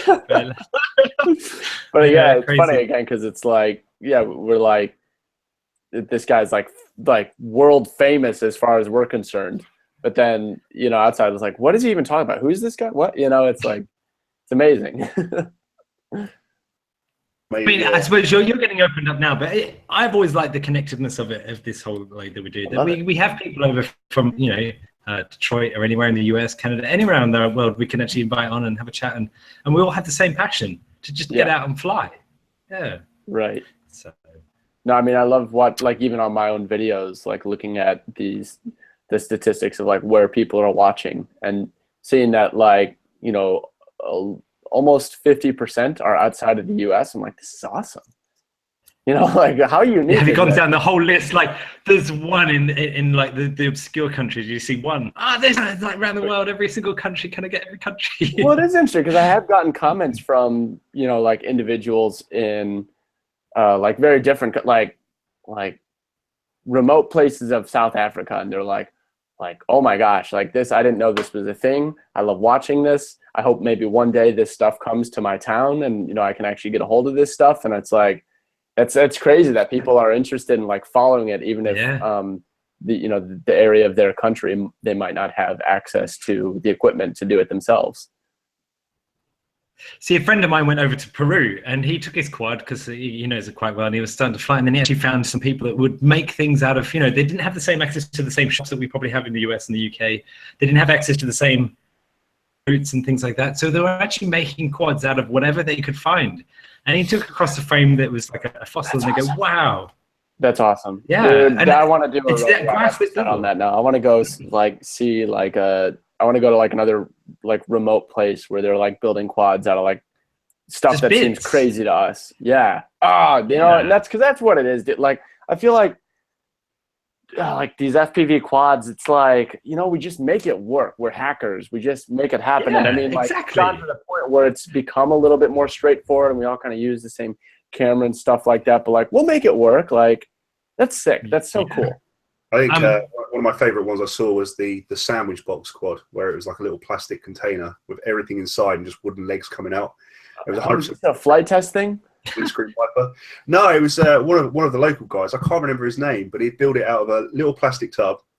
The whole quad built inside. It had a little servo with a windscreen wiper on it. Just so we have lots of rain in the UK. Yeah, lots of rain. But I mean, that whole ethos comes from when people used to take apart their nunchucks from the Nintendo Wii just to make a flight controller, the multi-Wii, which was eventually born. So it's actually great that grassroots level, I'm going to take these bits and make it work like a maker, hacker stuff. It's where most of our enjoyments come from. Yeah. To lead it all in. So, well, if you ever head into Peru, I'll let you know, and I'll hook you up with the guys over that way. Yeah. And you probably get to see, they're probably a bit more advanced now, but right. About a year or two ago, there was grassroots. Right, we're going to make this out of cowhide and stuff, this motor. Yeah. Well, that's what I want to do more stuff, even just for fun, like weird. Like I took the quad box, I don't know if you can see it, the quad box, Dropbox thing, and like turned it into a drone, stuck arms in it with the motor and like made it fly. And it only flew for like a little bit, but I'm like, we need to do more stuff like this. Turn stuff into drones, that needs to happen. As well, didn't you, with the where you actually airdropped the drone box? Yeah, I wanted that to go better. It was still kind of funny, but stuff out of the field. But it's the drive. It's the drive that's important. I will make this work better next time. We'll do it. Yeah, absolutely. Yeah, I'd love to see some more interesting flying things. I'm waiting for like a KFC box or something. Like a quad made out of one of those. Wait. I don't think it's Peter Streepel. I can't say his last name. I'm sorry. You may know him from Flight Test back in the day. He did. It wasn't a drone, but he made a fixed wing airplane out of Kentucky Fried Chicken containers. Yeah, the barrels. And that. Amazing. Yeah, the buckets. Wow. Yeah. So awesome. We're not that technical on this show, that's for sure. We'll just we'll make tinker with what we've got. But, right. Actually, but there's a lot of technology, and going to see a new generation of people just putting different things onto these things that fly. Like I love the term that you mentioned earlier, flying robots, because we can make these things do anything.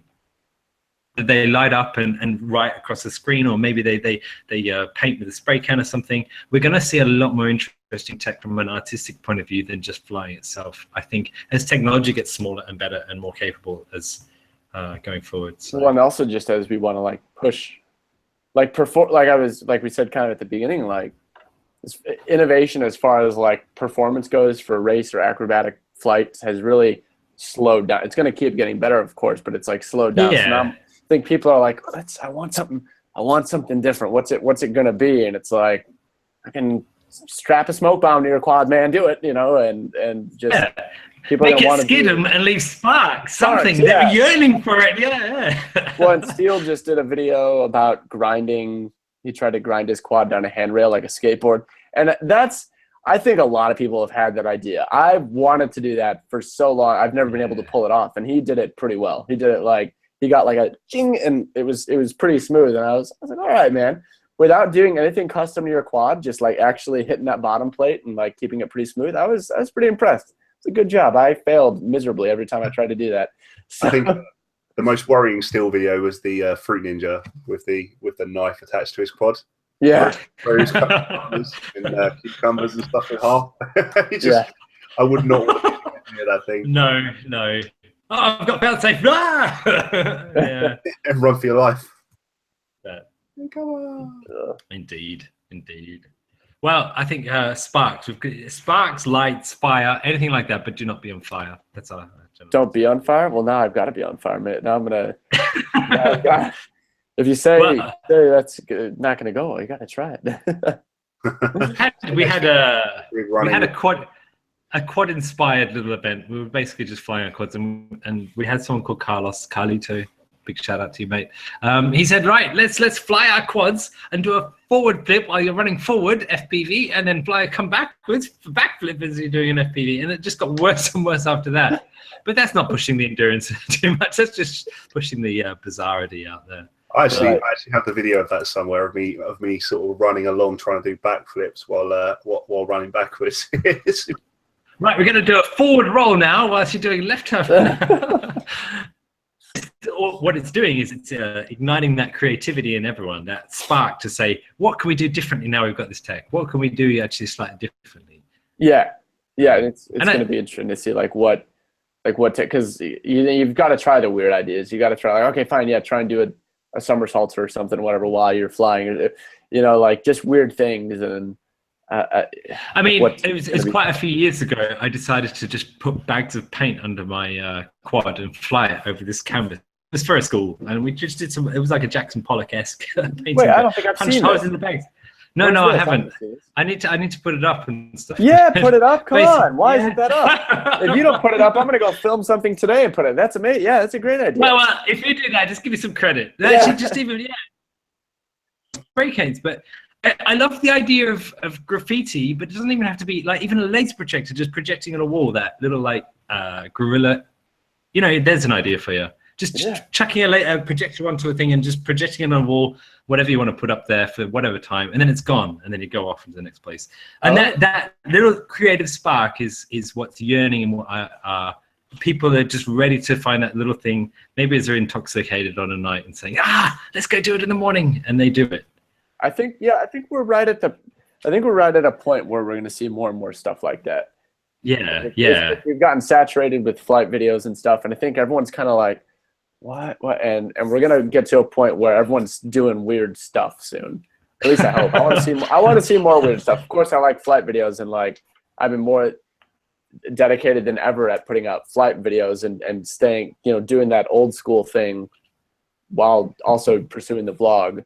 And within the vlog, that's where I'm like, let's do something weird. I just don't know what right now. One of my favorite ones was the sticker window. I think it's Steele and the crew did. Oh yeah, Steele did the sticker window. That was brilliant. Yeah, that was absolutely brilliant. Yeah. So I want to see some really creative stuff from the Drib channel next. Coming soon. You heard it here first. Gotta go to YouTube right now and subscribe to him, because he's an awesome guy. Please subscribe. One thing, guys, please.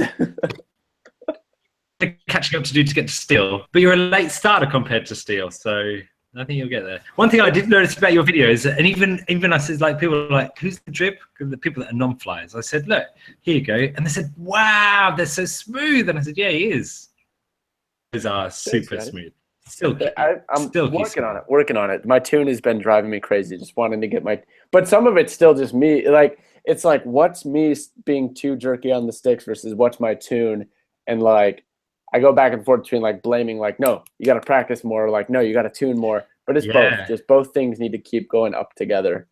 Yeah, so. and whatever you're feeling. Okay, so because I was going to ask, what's the secret? And obviously, it's not the tune always. It's sometimes how well you do the maneuvers and I think stuff like it's that. more important to practice. I think, and I've like really let my tuning skills languish. I've only really recently decided, okay, I want to get really good at tuning. Like, I was always like, okay.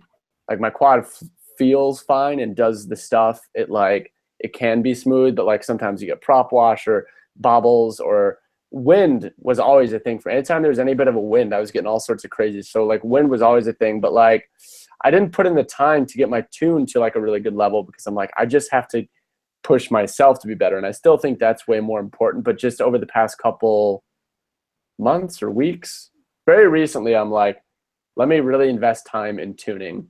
and it's made a difference, you know. And I'd still say like focus more on the sticks, like that's and like people starting out, when I see people that are like very new to it being like you know, like, oh, how do I pid tune, like how do I get, I'm like, dude, just fly the stock pids, because they're fine, you know. Get your rates right, learn to fly. Like you can do a lot on stock pids nowadays. Like before it was, you had to have it tuned just to even be able to keep it in the air, but like now I'm like, just fly around, dude, get used to it, and then go back and figure it out. You know? I'm an advocate of that because I can't tune. I'll say that I'm pretty rubbish at tuning, but you can learn to fly a tune and adapt to the tune. Like you pick up a new car and you think, well, this is a bit groggy, but you learn to fly it. And I think that's more important than just going, right, it's not right, I'm going to tune it. Right, it's still not right, I'm going to tune it. And you're not actually getting any of the stick time in. Right. Well, and it's also not making a difference because you're misdiagnosing a problem. You're saying, what it is. It's jerky because of my tune. It's like, no, it's jerky because you moved your thumb. And like I had to learn, like when I was trying to like learn, I'm like, I want to be smooth, like schizo, like Skeeter. And I'd see these jerks. I'm like, is it my tune? I'm like, no, man, I had to like talk to myself and be like, dude, you just suck. Like, just go practice. Especially when you see those rates and you think, how can he be so smooth on the rates like that? What? Oh, Schizo's rates are ridiculous, but it's funny to watch him fly because he just doesn't actually move the sticks that much. He just like, and he wraps his whole existence around the sticks and is like, I'm in here, dog. I'm just kind of barely. You have to be quite careful because on Race Flight now you can actually choose Schizo settings, and it sort of puts all of his rates and stuff on there. And I have tried it, and it's near on impossible. It's gone. But on that note, Sweet Fang FPV has asked quite a few times in the chat now. He's been asking what your rates are.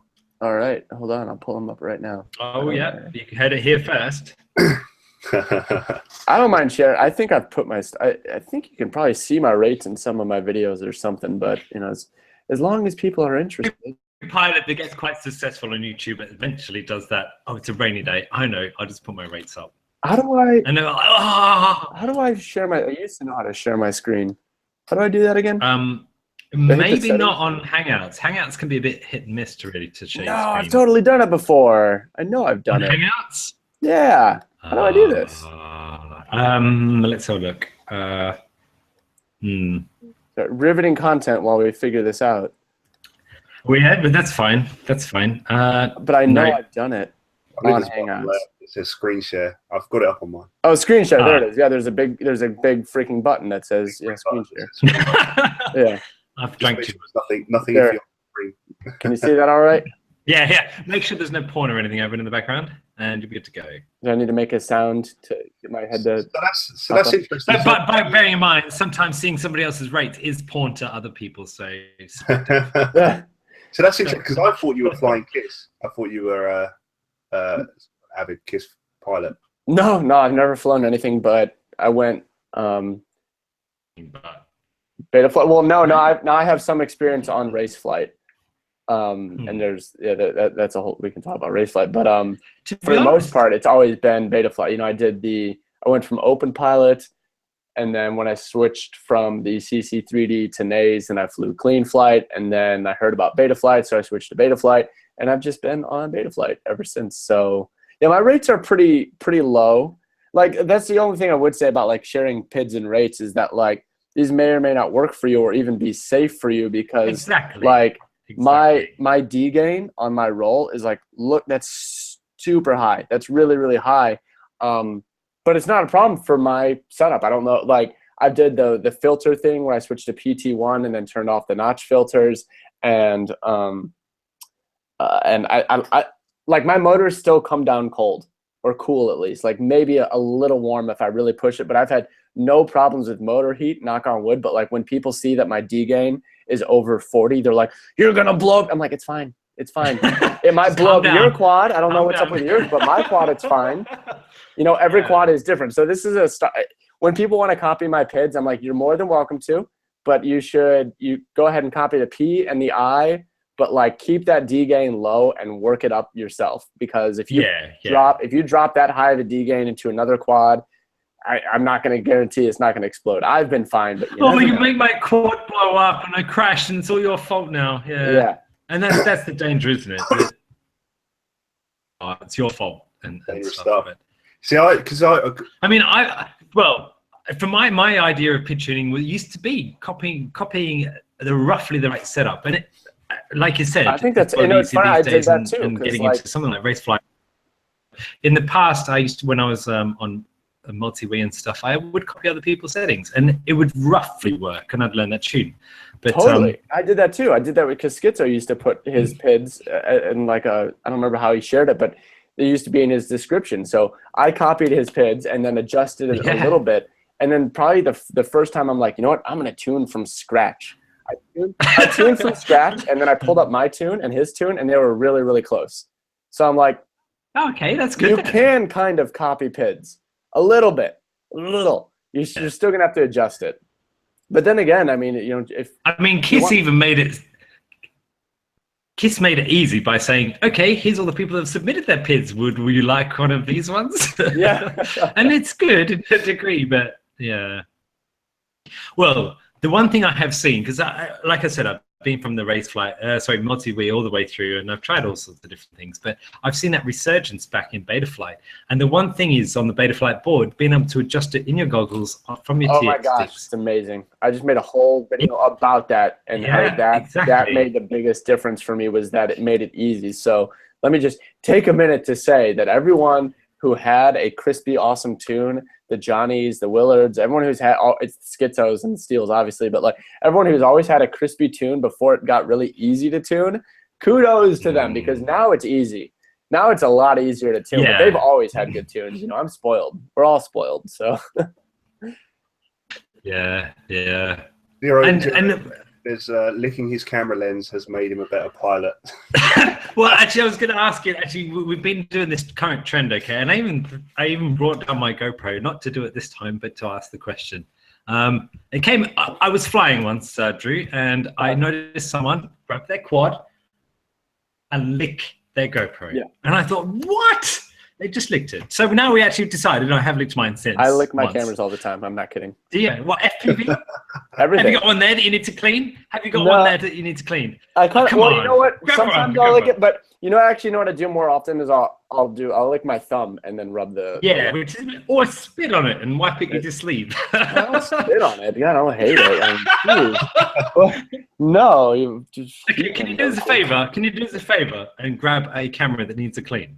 Okay, hold on. A GoPro or an FPV? Here we go. Hold on, I've got to grab. Well, GoPro ideally, because that was the question that came up. Okay. It was more about GoPros. Hold on. A bit lower down, usually they get a bit muckier. So here we go. Here, I got all the things. I've got, because now I can do my shameless plug. We're going to start with the signature Drib quad available on Rotor Riot. Please buy my frame. Please buy. No. I'll buy one when you're not actually going to Rotor Riot don't do this postage. So I'll send you some cash and bring one over. So we can like there we go. We got the camera. We got the camera lens. We got the GoPro session I actually fly with there and clean that there, and then an old Hero 4. I mean, lick all the cameras. That's the new hype. Lick your cameras, guys. Hashtag lick your cameras. Actually, it's actually good for your immune system because you're getting some bucks and you can process it in the right time. Yeah, all the things. Yes, yeah, definitely. Yeah. In this clinical world we live in, lick your cameras. Make sure you don't get lick your camera. This is the new hype, guys. Lick your camera. You know, I like it. I love it. No, it's good. You know what? It's interesting though to find out actually because I didn't put you down as a camera licker, but I've seen you in a new light now. So it's not a thing to be ashamed of, one or the other. It's just good to know. Yeah, that's we can start a worldwide trend. I'm psyched. Yeah. Psyched. We did get Run Cam 3 though. You know what? I would totally lick a Run Cam 3 because you can't even get them now. That'd be like licking contraband because they're bandolated. Yeah, they're gone. The joke is now GoPro are gonna paint anything with a camera sticking out the front with a slightly domed lens. So including the new Run Cams and everything. Yeah. You for sharing that Run Cam. Good. You know, I want to keep the show fun. If you want to see my PIDs and want to see some camera licking, I'm more than happy to oblige. At the same time. Yeah, my pants, yeah. Well, we know what boots to get you from when you're in the UK anyway, some cider. We have some really good cider, I mean, from Somerset and all that, the Scrumpy Jack and all that, yeah. Well, no, I mean, So- don't you guys have actual, like, good beer there? I mean, like, if I'm going to be traveling, I've got to drink the real... We have really good like ales with bizarre names, and I think there needs to be an FPV or drone-inspired name for a real ale. As in real ale, it's not pretend ale, it's not pretend lager. I agree. It's I agree.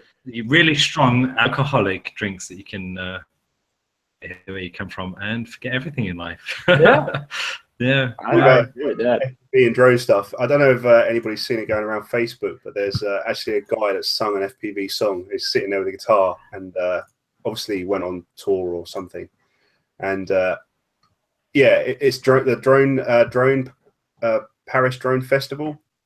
I think it's John Hall did like a song where he was singing about motors and props and everything. It's actually really good. It's on my wall if anybody's on my Facebook, but definitely worth having a browse at. It's pretty amazing. I'll have to look into that. Yeah, I've got a link there than a certain thing. Let me see if I can find it. I think you raised a very interesting point there, actually, Clint. As in, there's not many drone-inspired songs or artistic things. And that's I think what we're waiting for, is because it's a lifestyle. There's a lot of associated things with it. It's not just a fly, look at how good I can fly. It's the lifestyle. And I think that's what we're starting to appreciate nowadays. Yeah. Everything in life, everything should be FPV. We want FPV mugs, FPV e-cigarettes, FPV speakers. FPV mugs. FPV mugs. Let's do that one. If it's not FPV, I don't want it. Yeah. So you said you've flown all sorts of things, including fixed wing and collective pitch. Yeah. I've got the collective pitch helier there. It's fine. I can't fly it very well. I've got. Oh wait, no, my wing is gone. I mean, I've got a little micro glider, but I forgot I had a flying wing, but it's been broken in half, so I don't have it anymore. There's a 3D foamy out here somewhere. I love 3D. I'm not very good at it, but I love it. The foamies were okay, I used to go down and everyone would build a balsa plane and stuff like that. But then all of a sudden, these flat, really thin 3D indoor flyer or outdoor flyer 3D stuff, came about. It's like, oh my God, I can buy it on the cheap and still fly just as much fun and have it. I can buy it on the cheap and I can crash it and it'll probably be okay. Exactly. I've never flown a wood plane. I don't think I ever will. I think I'd just be too terrified I crashed it. No? I mean, maybe with the buddy box. I don't know, dude. Like, just thought of putting a balsa thing into the ground. Just don't worry about a buddy box. Just try a sim for a bit, and then you'll be fine. Oh, I know I can fly it. I fly real foamy. I can do it. I think it's just a mental thing. Oh, what's your problem? It's just knowing that if I crash it, it's done. Okay, well, here's a story. We had a mini air show, and I had this. It's Stevens Aero Model. I think they're a US company, and they used to build these really light laser cut balsa wood. So you put it on a piece of plastic, you put your pieces on like a jigsaw. It was laser cut, so it just snapped together like a jigsaw. You run CA glue over it, and it would build. And I had it for years. It crashed. I flew it, repaired it, I crashed it. It was just a great little flyer, and I took it to see Clinton, and he said, "Let's fly it." Anyway, I crashed it. I was taking off, and I crashed into this barrier, and I went to fly my quad. It wasn't, fixing wasn't my thing. I thought I want to do FPV stuff. I took my goggles off to Clinton, saying, "Oh, I fixed your plane," and what he'd taken was the motor at the top of this wing, and it was amazing fun. I know. I thought this ain't gonna fly. But it did, didn't it? Yeah, you can make almost anything fly with enough motor. Exactly. And actually, it's the fun in having fun. And I didn't care about the plane. It was just like, fly again? Oh, that sounds like fun. Let's do it. So yes. And I ended up with a trophy. Yeah. You did, actually. You got the tail assembly, didn't you? Just for the record, that song is called "Spin Your Propeller," and it's a song by Vince Irie, I-R-I-E. So, but it's definitely worth. Are you gonna pop it in the chat so everyone can hear it? Then in the chat, but it's worth a listen. Definitely if you're an FPV pilot. So, speaking of Carlos, he has appeared in the chat room. How you doing, sir? Yeah. Hey, I saw there's a question from. How wide did you think of integrating Mavic shots with freestyle? Yeah. So I just saw that. So, Because you have a Mavic, obviously, don't you? yeah, I love it because it fits. But I was doing, even before I had the Mavic, I was doing it with a Phantom. I do it in some vlogs. I don't think I've done it. I don't do it that often. I think other people do it more frequently. I think like one of the best executions of like a Phantom, or maybe it was an Inspire with FPV, like Matty Stunts did a really great video. But something that irked me about I'm not trying to slam him. I think he's really talented. But the color grading on the Phantom shots, I guess he didn't color grade is what I'll say. So the Phantom shots and the FPV shots, like the colors and the contrast were so different. So like when I saw that, I was like, I want to do that, but I want to make them look like the same camera, and I want to try to trick you into thinking you're seeing one thing. So like I want to try and play with like showing a bunch of Phantom shots, and then you show another very steady shot, and then all of a sudden you roll and it's like, oh no, that's not the Phantom anymore. You know, if you can do like little things like that, you know, I think that's cool. No, you can always spot that 3D axis stabilized or 3-axis stabilized shots. And I think it's so hard to make it look seamless. Right. But what I do like, and what I've noticed in yours, is just setting the scene. Just saying, we're flying here, and then just taking a shot to show where you're flying. That's exactly, that's because I didn't even answer the question, is why integrated? I think that you answered the question for me, which is sorry. No. Because I went off on a tangent about Matty, because you know he was someone that like, oh, that makes me want to do that. But you hit it on the head that it's like it's just a great way to establish the space and give you kind of like a sense of scale. Because if you show like a really high up and like, okay, now you can see that these trees are this small and the building is this big. Then when you see the FPV where you dive a building and then play in the trees, like now you kind of get a sense of scale of like that, you know. So it's a great like establishing thing. Yeah. And I think it's good. And all too often we well, actually, from where the show started with Jack and stuff, and he would always like slag down DJI, but DJI make some amazing products just to set that scene, to set that. Yeah. As an FPV flyer, but also as a commercial pilot, I've always liked the option to use either. I love DJI. My Phantom doesn't get out much. It doesn't get out much. It's too much fun fly like a bird. They're not fun. Yeah, you just, I mean, the same thing. No, exactly. I've got all these batteries. Like, that's amazing. Yeah, you just pop it up. You get your 2 seconds of shot. Like, what do you need? You don't need hours of time flying. It's boring. I'll take it up. Okay, I got my shot. Let me get this thing back. Come on, land faster. I'm done with you. I'm going to take off in real flying. Yeah. Yeah. You don't even fly now, do you? You just tell it what to do, give it its task, and especially you wave at the new ones. Come on, go take that shot from me. Oh, I need to try that. Yeah, the Mavic can do all sorts of crazy stuff. I've never played with it. I was just like, because again, I'm not excited to use the Mavic. I just want the shot. So since I've had it, I've only ever pulled it out to like, okay, get the shot and get it away. I'm bored. Like, let's go. But I should go out to the field and just be like, okay, what is it? What are these gestures do? What's this? What's this one mean? No. What's this gesture? Take my picture. I returned to home, not China. Come back here. Goodbye, quad. Yeah. Although I will say one thing for anything DJI, I love flying them out off a coast over the ocean or sea, whatever you're next to. That's the one thing that I think, you can do that, and I'd love you for it. Yeah, that's a good point. The thing, like flying really far away, like when you do something that you maybe wouldn't want to do with your mini quad. Exactly. Like flying way out over an ocean or a lake or something. I'm not gonna do that. I'm just not gonna, because like I'm gonna get bored. I'm gonna flip. I'm gonna lose orientation and go in the water or something. So I'm like, with the Mavic, just like go out, go to the other side of a lake or river or whatever, and like enjoy the view. And like that's kind of fun. That's kind of fun. Yeah. Now come back yourself, because I can't be bothered to fly you back. Just come back. The FPV goggles are already on, and it's on its way back. You haven't, it's given up. So I would have thought perhaps like you would have been offered a DJI. I keep on thinking Snail, but that's the racing stuff, isn't it? What's the new one? Spark. Thank you. They need to get away from those S names. Have you not been offered one by DJI then? No, I mean DJI, like they do hook up some YouTubers, but you have to realize that like us drone YouTubers are teeny. We're so small, like because our whole hobby is so niche. So, you know, it is. I have a very small. I love my audience, and I don't mean to like it. Just like relative to other vloggers that maybe have like an interest or something like skateboarding that already has like a larger base.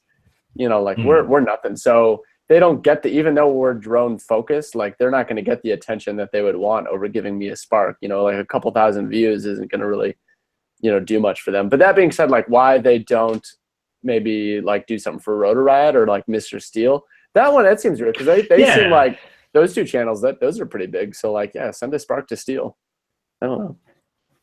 Well, that's it. I mean, last time I checked, because I don't check his channels that much, but he was on 80,000 subs. Oh, he's well past 100. He did it. Is he over 100 now? Yeah, I hate him. See, he was the first to model myself on. He modeled himself on Casey Neistat to say, that's a formula that works, and he did it well. Yeah. Early enough. I joke about screw you, Steel. But like honestly, Steel created the model for like what a drone YouTuber could do. So like he did it first. So you know, I kind of joke about like, you know, screw him for beating me to 100, but like I was never gonna beat him to 100. You know, 1,000. It was just never gonna happen. But also like, you know, if he didn't do it first, you know, like I don't know, he just kind of paved the way for a lot of us to try to pursue this thing. So like, you know, hats off to the stash, you know. Oh no, definitely. And you know what? And like people are like, oh, Steel, he's so off himself. It's like, hold on a second. He's a very good pilot and he's made it. And he's a successful YouTuber. You can't sort of hate on someone that's made it. Because that's what he first did. The thing that really like humbled Steel to me, like it even look a little bit humble, is when he first started vlogging. A lot of people that came from the YouTube community and stuff, and he said, I'm not really comfortable with the camera. And I just thought, wow, you know, he even went from the very start, grassroots, to say, look, I'm vlogging. And he made it. Yeah. So fair play, hats off to him. Yeah, totally. I agree. Yeah.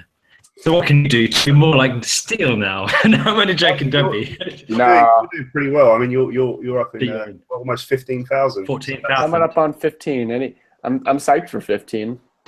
Yeah. I was psyched for 10. I mean, this is all like even as is, like I already feel like I'm living a dream in that like I said I wanted to do YouTube for years, and now I'm like I've got an audience. I've got people that, and like my favorite thing is reading comments and trying to respond to comments. And so like you know, I see the people that comment on like every video, and I'm like I'm psyched about that. And you know, when people like make suggestions, I'm like, oh, I can do that. Like they asked for a thing, they thought this would be interesting, and now I can do it. Like that's what's so cool about YouTube, is that instantaneous feedback and that like instantaneous interaction. And it doesn't have to go through a producer or whatever. Like I can just do whatever I want. And if they like it, they like it. And if they don't, they don't, but hopefully they do.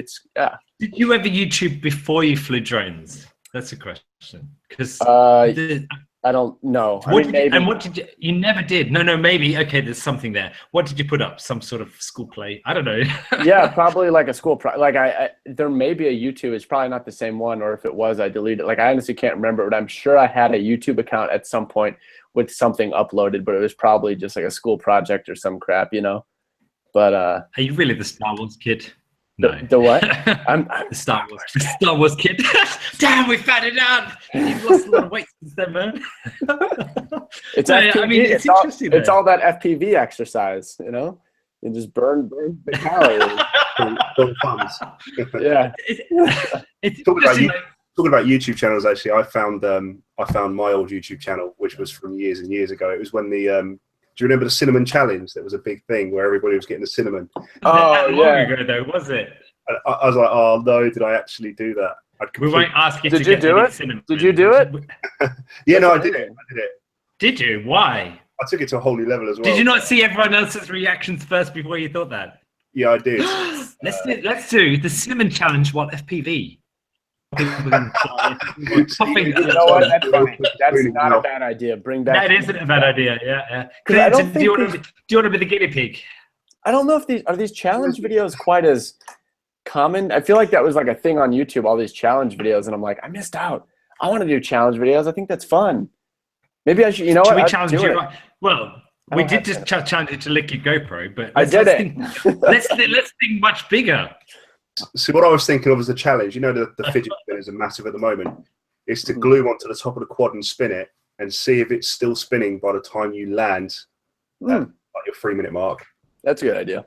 I thought that'd be pretty Open fun. it up the chat room as well to see who's got a challenge for you right now.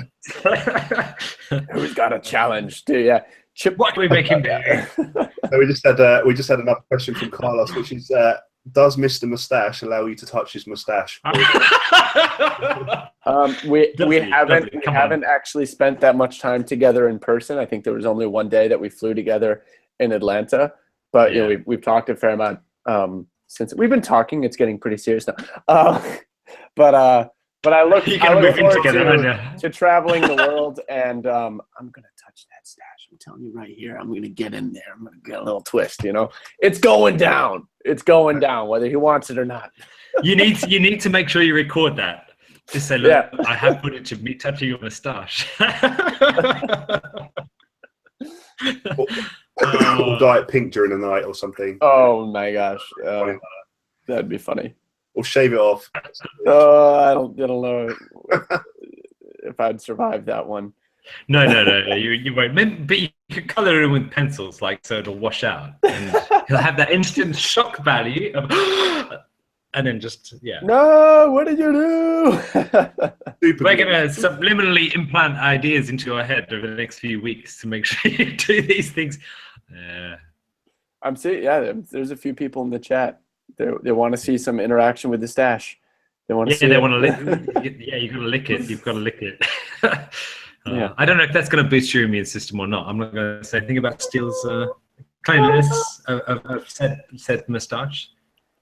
Someone just posted a question, which was, have you given up your full-time job to be a part of Rotor Riot? Or do you ever see it happening? I have no idea. I mean, who knows where this, like, how big this industry is going to go? I mean, to do well, exactly right. So no, as of now, no, I still have a day job, and doing YouTube and Rotor Riot. It's like a whole separate job. So yeah, I'm kind of in a state in my life right now where I have like 2 jobs, and just that's kind of like all I do is like, you know, day job and then this other work. And so kind of like other aspects of my life have definitely taken a back seat, kind of like maybe more distant from friends than I would have liked. But I'm an obsessive person. So I'm really into, because I was gonna say addictive, but I'm not addictive. Like, I've never had a problem with like substances or anything. But when it comes to like a passion, I get very obsessed. So it's like, there's definitely this obsession where I'm like, all I want to do is YouTube and fly. That's like all I want to do. But the flying aspect of it, I think for the YouTube aspect, I mean, I've been on there since 2007, so I was quite an early starter of YouTube. And the YouTube gives, wow, I'm connecting to people. Like the comments or whatever, you're connecting and hopefully inspiring people through what you do. The flying, though, it's a pure escapism. Right. Escapism on that full-on extreme that you don't really get from TV or movies, which is just taking it in. It's actually taking part in this escapism, and we've never actually had it before in our life where we can feel that sensation of flying and accomplishment through flying. So the flying thing, definitely. Good. Sweet. I'm seeing sweet thing right there. I feel that obsession. Quads, bro. Quads. Yeah. Yes, quads. Yeah. Let me get some of them quads. Hey man, you got some of them quads? You got some quads? Yeah. What do you got? Yeah. And oh, dude, sorry, I'm just like geeking out over the chat here. Dark Cognitive saying flying quads got me out of substances. Like, that's awesome. That's awesome. I've heard other stories like that where people got out of maybe an addictive situation by going into an obsessive situation, and I'm like, that is amazing. That psychs me up. So the positive impact that this stuff has on people. If anything, awesome. You could call it therapy. It's called therapy. This is a therapy, but it's a community-driven therapy. I mean, there was one flyer and he was Russian stuff, and he says, "I've never flown with him," and he came across to see me, and it's like, "All right, let's go fly and stuff." And that whole community sense-driven of things is quite unique in that camaraderie, the shared accomplishment, whatever it is. But yeah, so do you find more people want to fly with you now that wouldn't have flown with you before? Because you're Le Drib on YouTube. Yeah, and I'm trying to because I want to fly with everyone. Why not? But I'm not as good at. So yeah, you need to figure out how to like get together with more people. It's easier when like someone has. Because like flying and shooting videos, it's like I treat it very much like work. So when there's like something we can do, it's like very easy for me to like get down with it. A new friend I have reached out to me and says, "Hey, I'm coming into town because I'm there for the Grand Prix race. Do you want to come check out the race and go for a ride in a car? Maybe that'd make a good episode." And I'm like, yes, that would make for a good episode.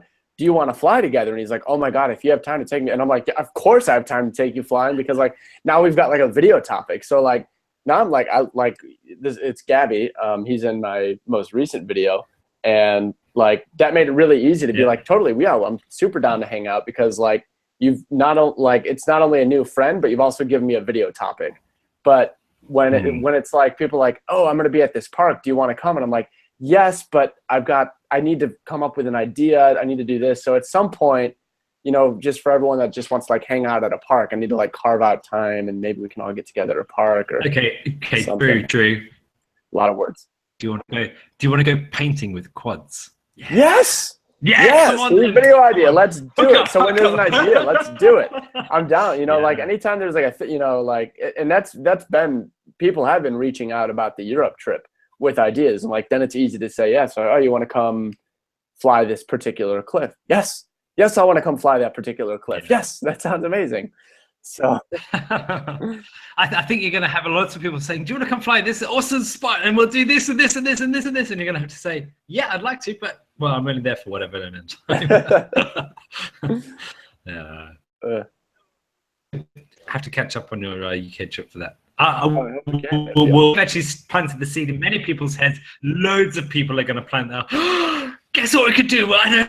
We'll think of it, and then we'll cook bread with it. No, we'll do this and we'll do that. I love it. Yeah, feed idea. It helps. It helps because I love getting to meet people, but I also just need to make sure that like I'm filming an interesting video, because I'll go crazy if I don't.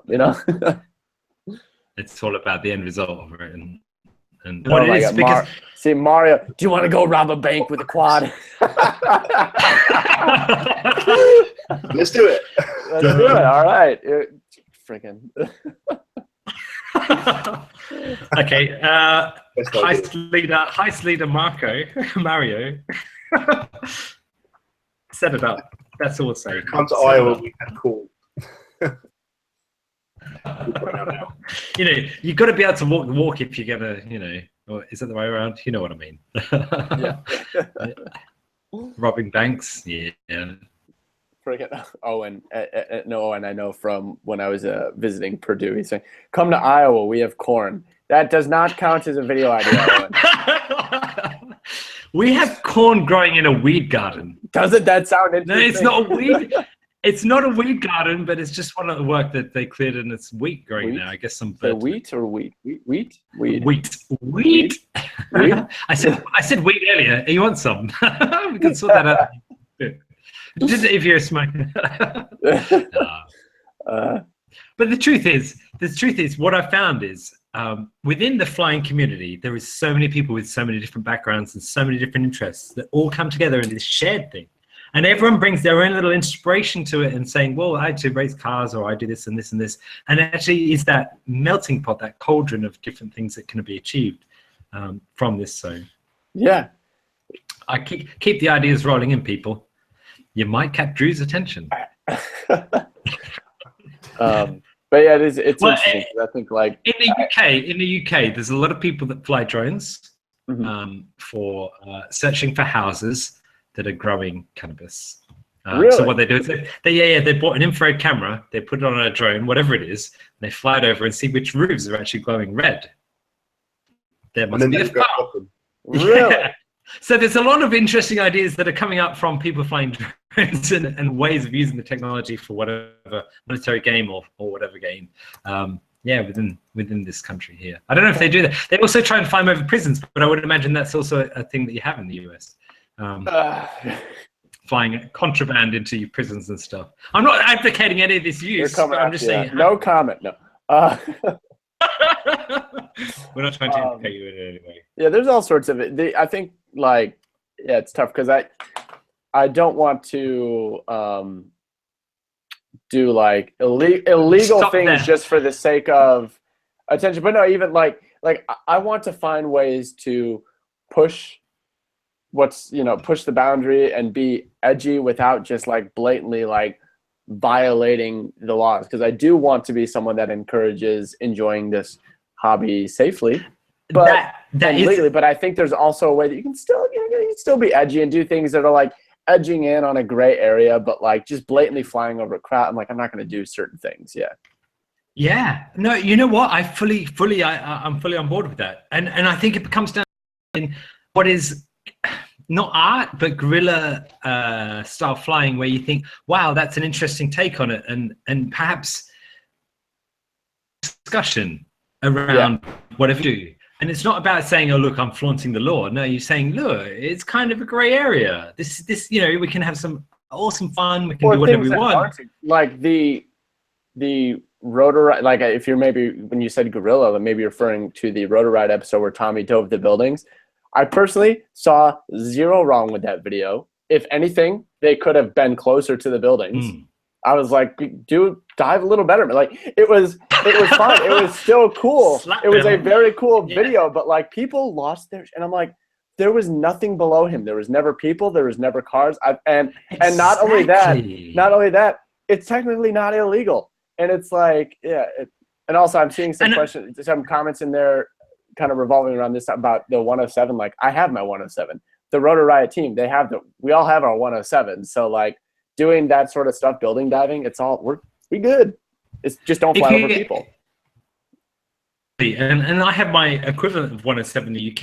And it's like, well, at some point, because I mean, if you followed the strict line of the law, they'd say, do not fly over people, do not fly within 50 meters of building, it's not illegal, blah, blah, blah. And you think, okay, you set a premise for everyone to be safe, but I'm going to show you that it can be artistic or it can be way, but not necessarily unsafe. And that is what I love about sometimes, because people go, oh, they shouldn't fly so close to the buildings. So like, well, wait a minute, just take a step back. What has it not give you a little inspiration? Has it not been artistic in value? Is that not therefore validity of what they've done? Yeah, I mean, you probably shouldn't crash into a window, but first off, it would be incredibly hard to actually break one of those windows. But if you did, you just have to take responsibility for it.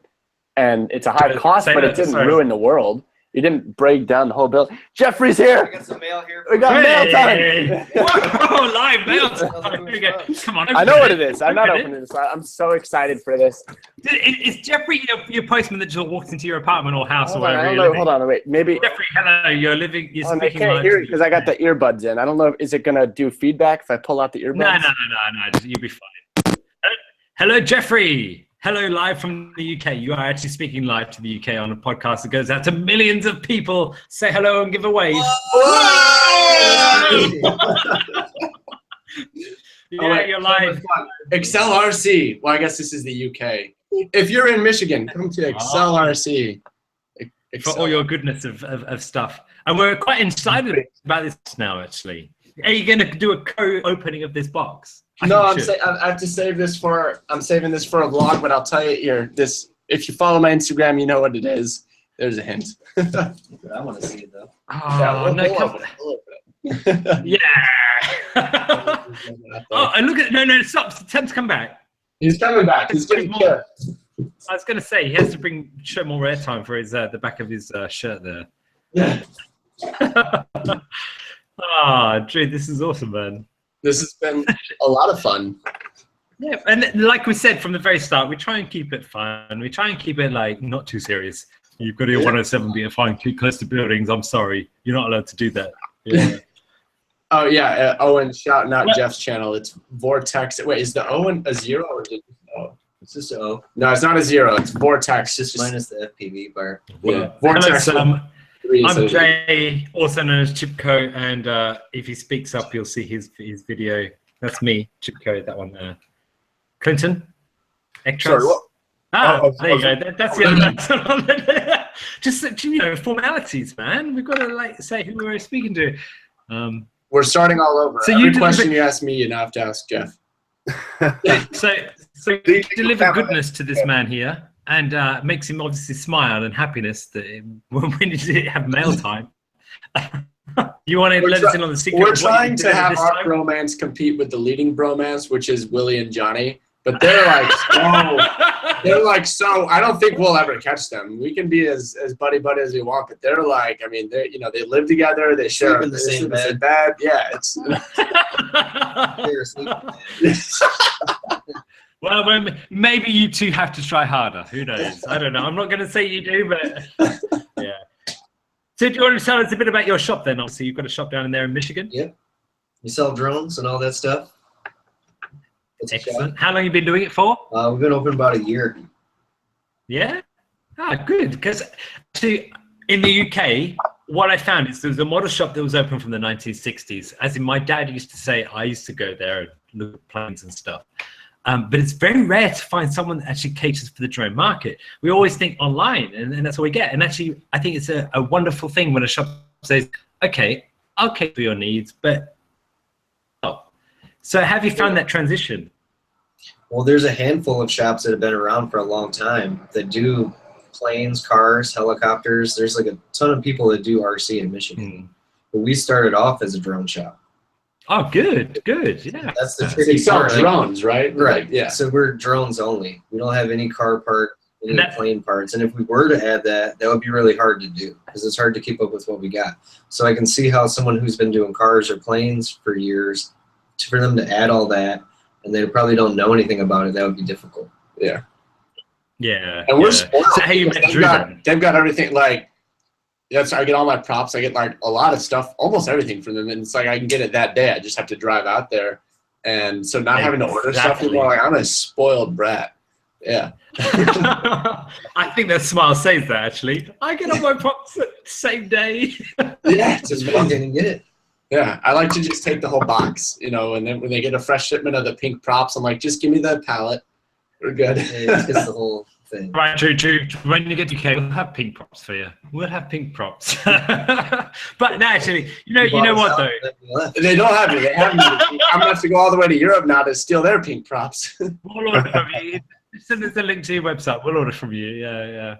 But actually, LRC.com. We do a lot of web sales. We mainly do just so EXEL. I'll write in the chat actually. EXEL as in Excel RC.com. That's what you need a jingle. Anybody out there that does jingle work and they want to send it in? Jingle. Need a jingle. We do actually have a jingle, but it's kind of a little jingle, but we'll give it to you for free. But it might be just also used in us by other places. Yeah. So Jeff, no, sorry. I was going to say, Jeff, do you look at your camera lenses to clean them? Very good question. I do. Yes, I do. I actually thought, I thought when I first asked that question, because last week we had a couple of weeks ago, we had the question, and I noticed people out in the field doing it, but now it's turned into a regular let's draw out sort of a question. It's a good question. And also, kind of like, have you ever farted in your hand and smelled it? It's like one of those kind of questions. Exactly that. Yeah.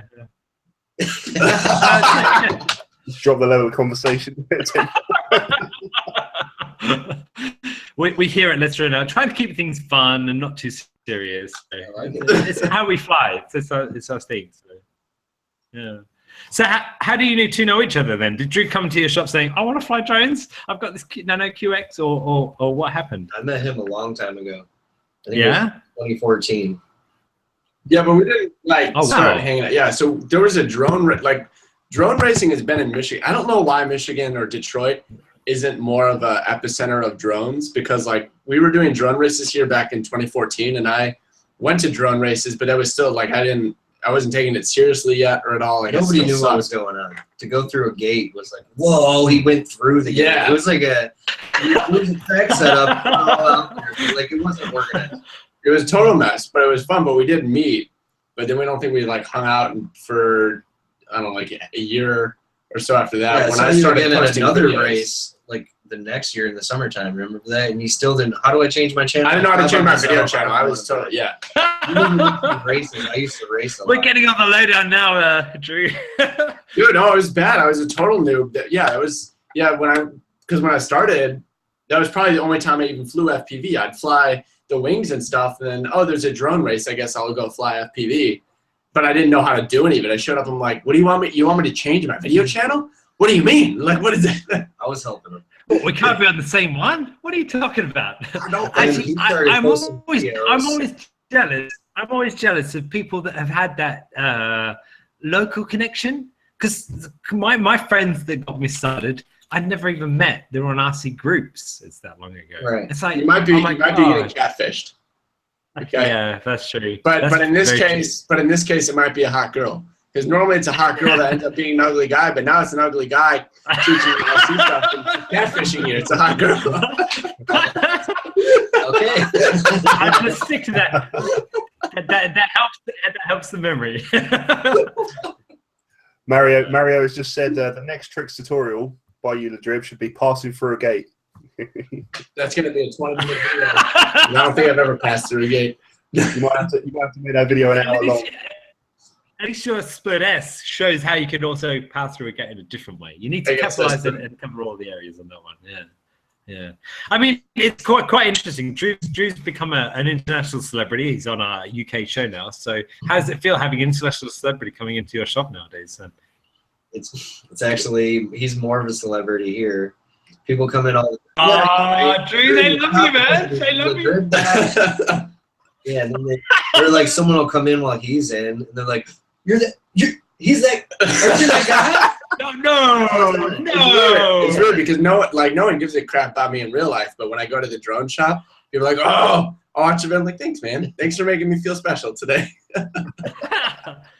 You get a discount as well. But it's funny because he was like the FP. He's like OG.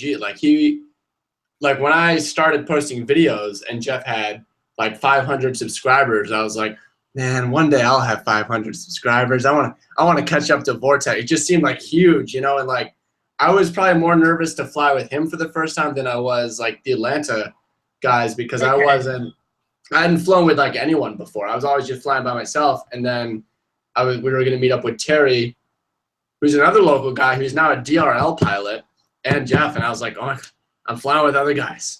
And they're good. Oh man, I'm nervous. But don't you find when you're flying with better pilots that it kind of makes you up your game a little? Like we have a local fly here who occasionally drops on the channel, NJ Tech, and since flying with him, it's like, oh no, I have to be more precise. I have to not make it just where I'm doing a few things. I have to try and do something a little bit more spectacular. So yeah. Oh, we're always because we take what's your channel? What's up? Channel? Do you have a YouTube channel? We'll try and get you a couple of extra subs from this. I'll push you in our chat room. I can't guarantee it. Yeah, it's I'll type it. It's VORT3X. It's like green. He's got it. His avatars are green. Subscribe, like, and comment. There we go. I did quite well. You got over 1,000, so let's see if we can get up to 1,100. That's more than mine. I'm struggling at about 807. And that's more how to. Well, you know, we were talking actually, Drew. We were talking earlier that sometimes your ideas of a video it's not the one that you actually thought was actually going to get the views in and stuff. I made this video called "How to Make a Match Rocket in Under a Minute," and it was how to take 2 matches and make it fly. But the thing that surprised me was people were saying, "How do you like this thing?" And I made a video just showing a match box and this thing, and it got over 100,000 views, and I thought, what? I know this is only how to light one, and it's crazy, isn't it? Okay. But hopefully we got more fire, more sparks. You're right. That's if there's anything we've covered today. Well, actually, RC Explorer has kind of won on that. Our David Vindersell. Yeah. I mean, his rockets and stuff, and his whole tank theme and everything just makes it so well. He's made that. Yeah. More fire. I've got this tricopter over. I've got his. It doesn't fly. I fried the board, so I need to replace the board. But I do have this tricopter. Someday I'll fix it.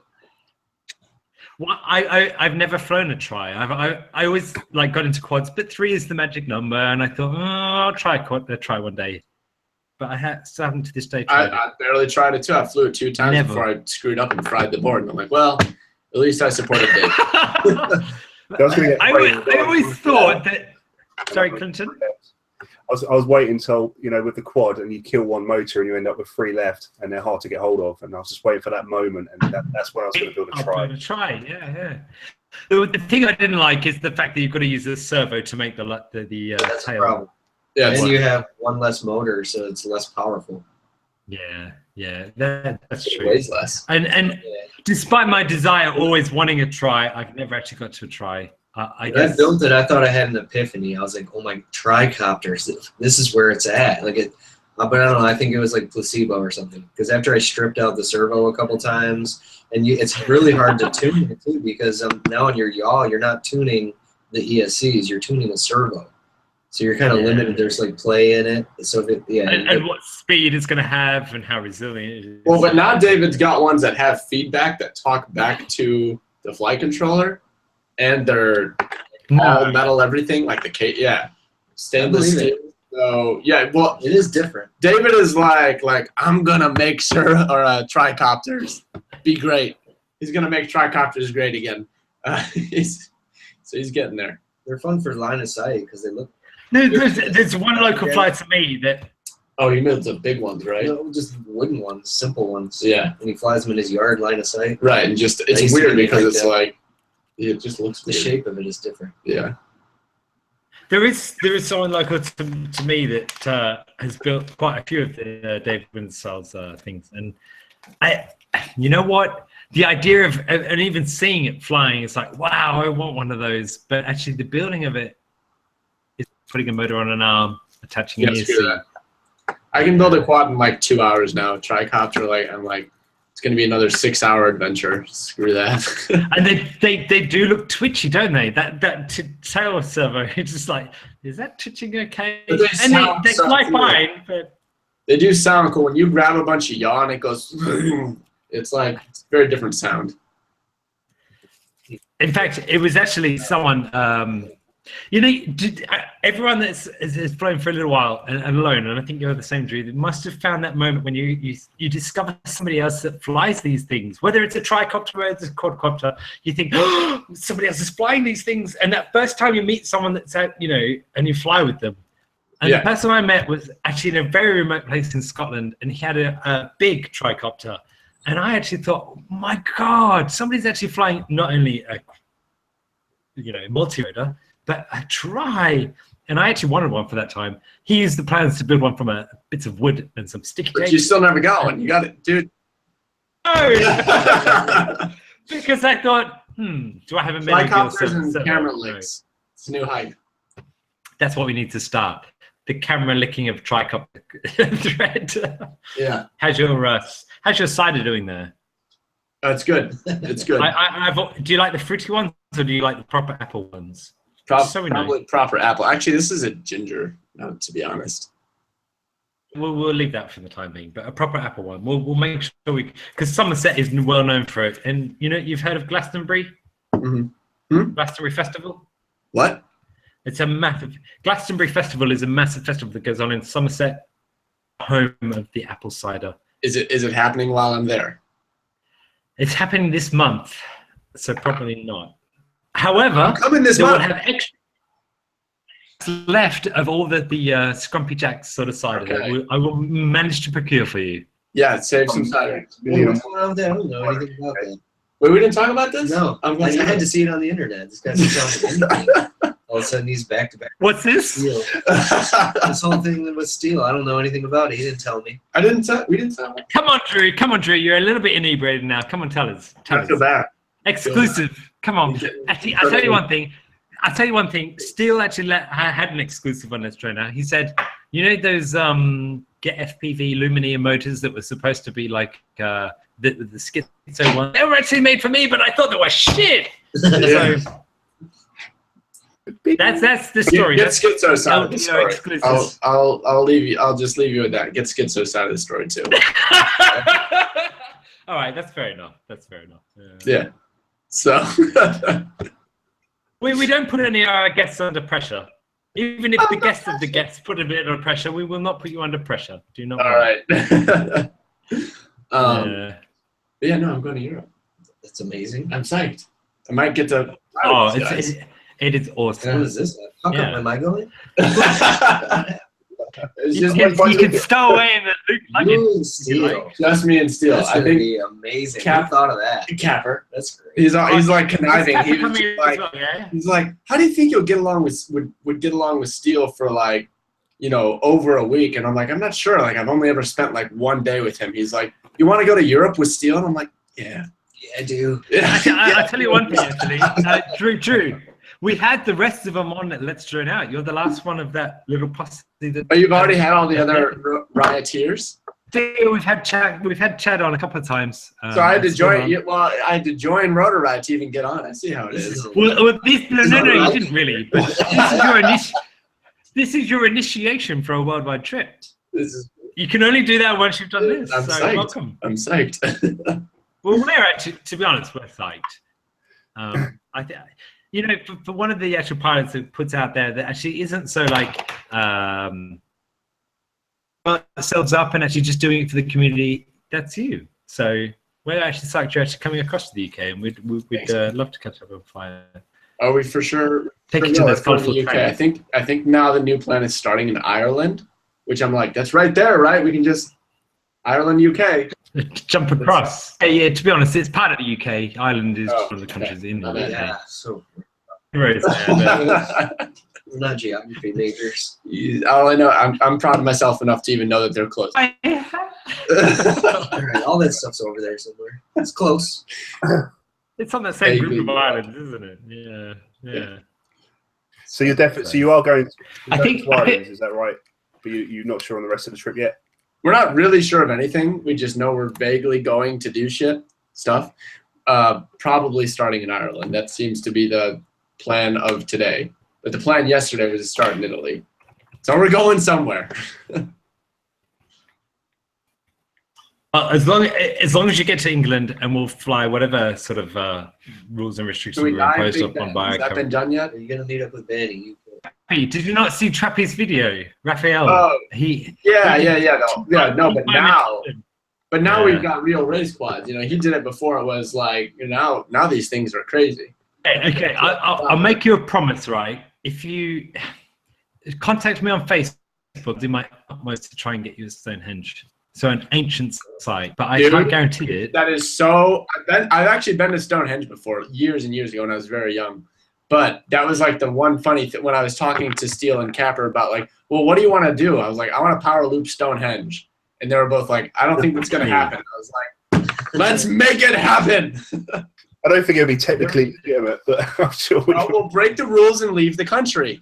It's not that hard. I don't live there. I tell you one thing. I went to Stonehenge on Christmas Day because I was in the area dating a girl at the time in Salisbury, and I went to Stonehenge on Christmas Day, and I said I was carrying my big QAVR. It was a QAV 540, a big gimbal and stuff from Lumiere, and I said, "Can I fly my quad?" And they said, "No, but you can fly in that Sydney field next to us." That's fine. So I managed to at least get a couple shots. However, it's not unheard of to be able to fly at National Trust sites, and Stonehenge is just one small spot of many sites in the UK that are ancient and quite wicked. You just have to make sure that there's a few things in place first, and I can't guarantee it. However, I will be blowing up. Even still, if this is possible, I will be blowing. Because it's funny, like what is actually like when I was. I have a video from Brazil. I still kind of sucked, so the video's not very good. But it's cool to be flying in Brazil. So if anyone's bored, go check that. I don't know what it's called. We dove cliffs. Point is, there's like this historical site where it's this like aqueduct. It's like this big wall of arches, and I flew there. And it was actually I asked the police in broken Portuguese, "Can I fly my drone here?" And they're like, "Yeah, of course, whatever." And they spotted for me. And I was just like, I wish I wasn't vlogging at the time, but I'm like, that actually happened. Like, I really wish I had that captured. Like the police were like, yeah, I don't care. We'll watch. We'll make sure. And they thought it was cool. And they're like, okay, have a good day. And I was like, they didn't even care. I was like, what? It's about how you actually ask and to try and facilitate that to happen. So I'm not saying no or yes, but we'll see what we can do to make it Similar happen. to New York. Oh yeah, New York too. Yeah. Great area. Yeah, it's a great area, but sometimes you can make it work. And yeah, I've been teaching some people saying this one golden rule: if you don't ask, you don't get. You can ask and you don't get. Yeah, fair enough. But if you don't ask, you're never going to actually get that. Or just do and ask for forgiveness. So. I didn't know I couldn't do that. I did not know I couldn't power loop Stonehenge. I really thought it was okay. I thought it was fine. I've got my 107. Is that not enough? Part 107. Do you remember, Jay? We were trying to find somewhere that was going to blow a house up, blow a skyscraper up because we wanted to go and film it. Actually, I need to speak to you offline, but there is somewhere nearby that we're going to do that for. What? Yeah, what? So, as in when they're doing a demolition, fly through and power loop some building or something. That'd be amazing. we were joking around last year about. I want to build it. I want to like topple a building, and as it's toppling, power loop it. Power loop through it. Yeah, exactly. Yeah. But I actually phoned up a company that does demolition, and they were like, "Well, if we get anything come up, we'll send you an email." But that's fine. It's like wicked. So I think that'd be the coolest thing ever. Like literally, just fly through a building that's exploding. Yeah. Oh man. All right. Well, I think we got to wrap up soon. What's some ending thing? Yeah. Well, it was 36 minutes ago. Never end. Yeah. Whatever. We never end. Did you want to tell you this is a 24-hour live stream? And this is a 24-hour. Did you not know? No. No. Hold on. Clinton got the time zone wrong, and now he's telling you that we didn't even get the actual amount of time. 24 hours. You've still got about another. This is a 2.5-hour stream, right? Because we started an hour before I could actually hang out. Is that? It worked out for the best. Truth be known, you filled in an hour and a half. Listen, if it was still winter and cold, I would probably say, screw it, let's go 20. Well, I actually have to go work tomorrow. But no, it's beautiful out. We're going flying. Gotta have it. Yeah, no. It's dark outside. You cannot go flying, so at least have a moment thinking of sparks and flying and fires and all sorts of things. Stuck inside in the dark. It's always dark in the UK. So, well, you have to hit us up when you're coming so we can actually prepare and stuff and do our utmost. But I promise you one thing. It's an abandoned RAF warehouse, like a base. I promise you that much. Spray painted tanks. I'm excited. Stonehenge. I'm excited. Just general everything. Yes. How about natural rock formations stood on a tiny rock this big? You know, there's so many FPV options in the UK. Steel the whole time. It's gonna be great. It's gonna be funny. Yeah. It's gonna be funny. You have to out-vlog each other. You could just get steel. Yeah, we'll have a vlog competition. Steel could charge $5 or £5 to touch his moustache. He'd make a fortune. Yeah. Clinton, you can lick his moustache, I'm sure, if you need to. And I have paper as well, right? Well, I'm sure you can come to some sort of deal, but wrapping up so you can go fly, I'm more than happy with that. We've actually gone over our 2-hour slot into 2.5 hours, and it has been truly awesome. It's been great having you on. Yeah, it's just a ton of fun, guys. Thanks for having me on. Thanks for having Jeff on. You're always welcome. Jeff, and you too as well. Do a thing just with him soon. He's got stories. Yeah, I'm not. Yeah, all right. More of a bad. Maybe we'll have to do that. We love it's an international community, isn't it? We don't always have to be in with the same country and stuff to actually have that whole sort of sense of community. And we've learned that. We've had the Red Riot stuff on, and we've had White Spy. All these sort of people coming on. And that's what we love. We just love having a chat with people about what are you flying next? What are you doing and stuff? But about actually what they are as people. So you're more than welcome, Jeff. Drew, you're always welcome back on the show again. But we'll be meeting you very soon. Well, we'll definitely do it again. This was fun.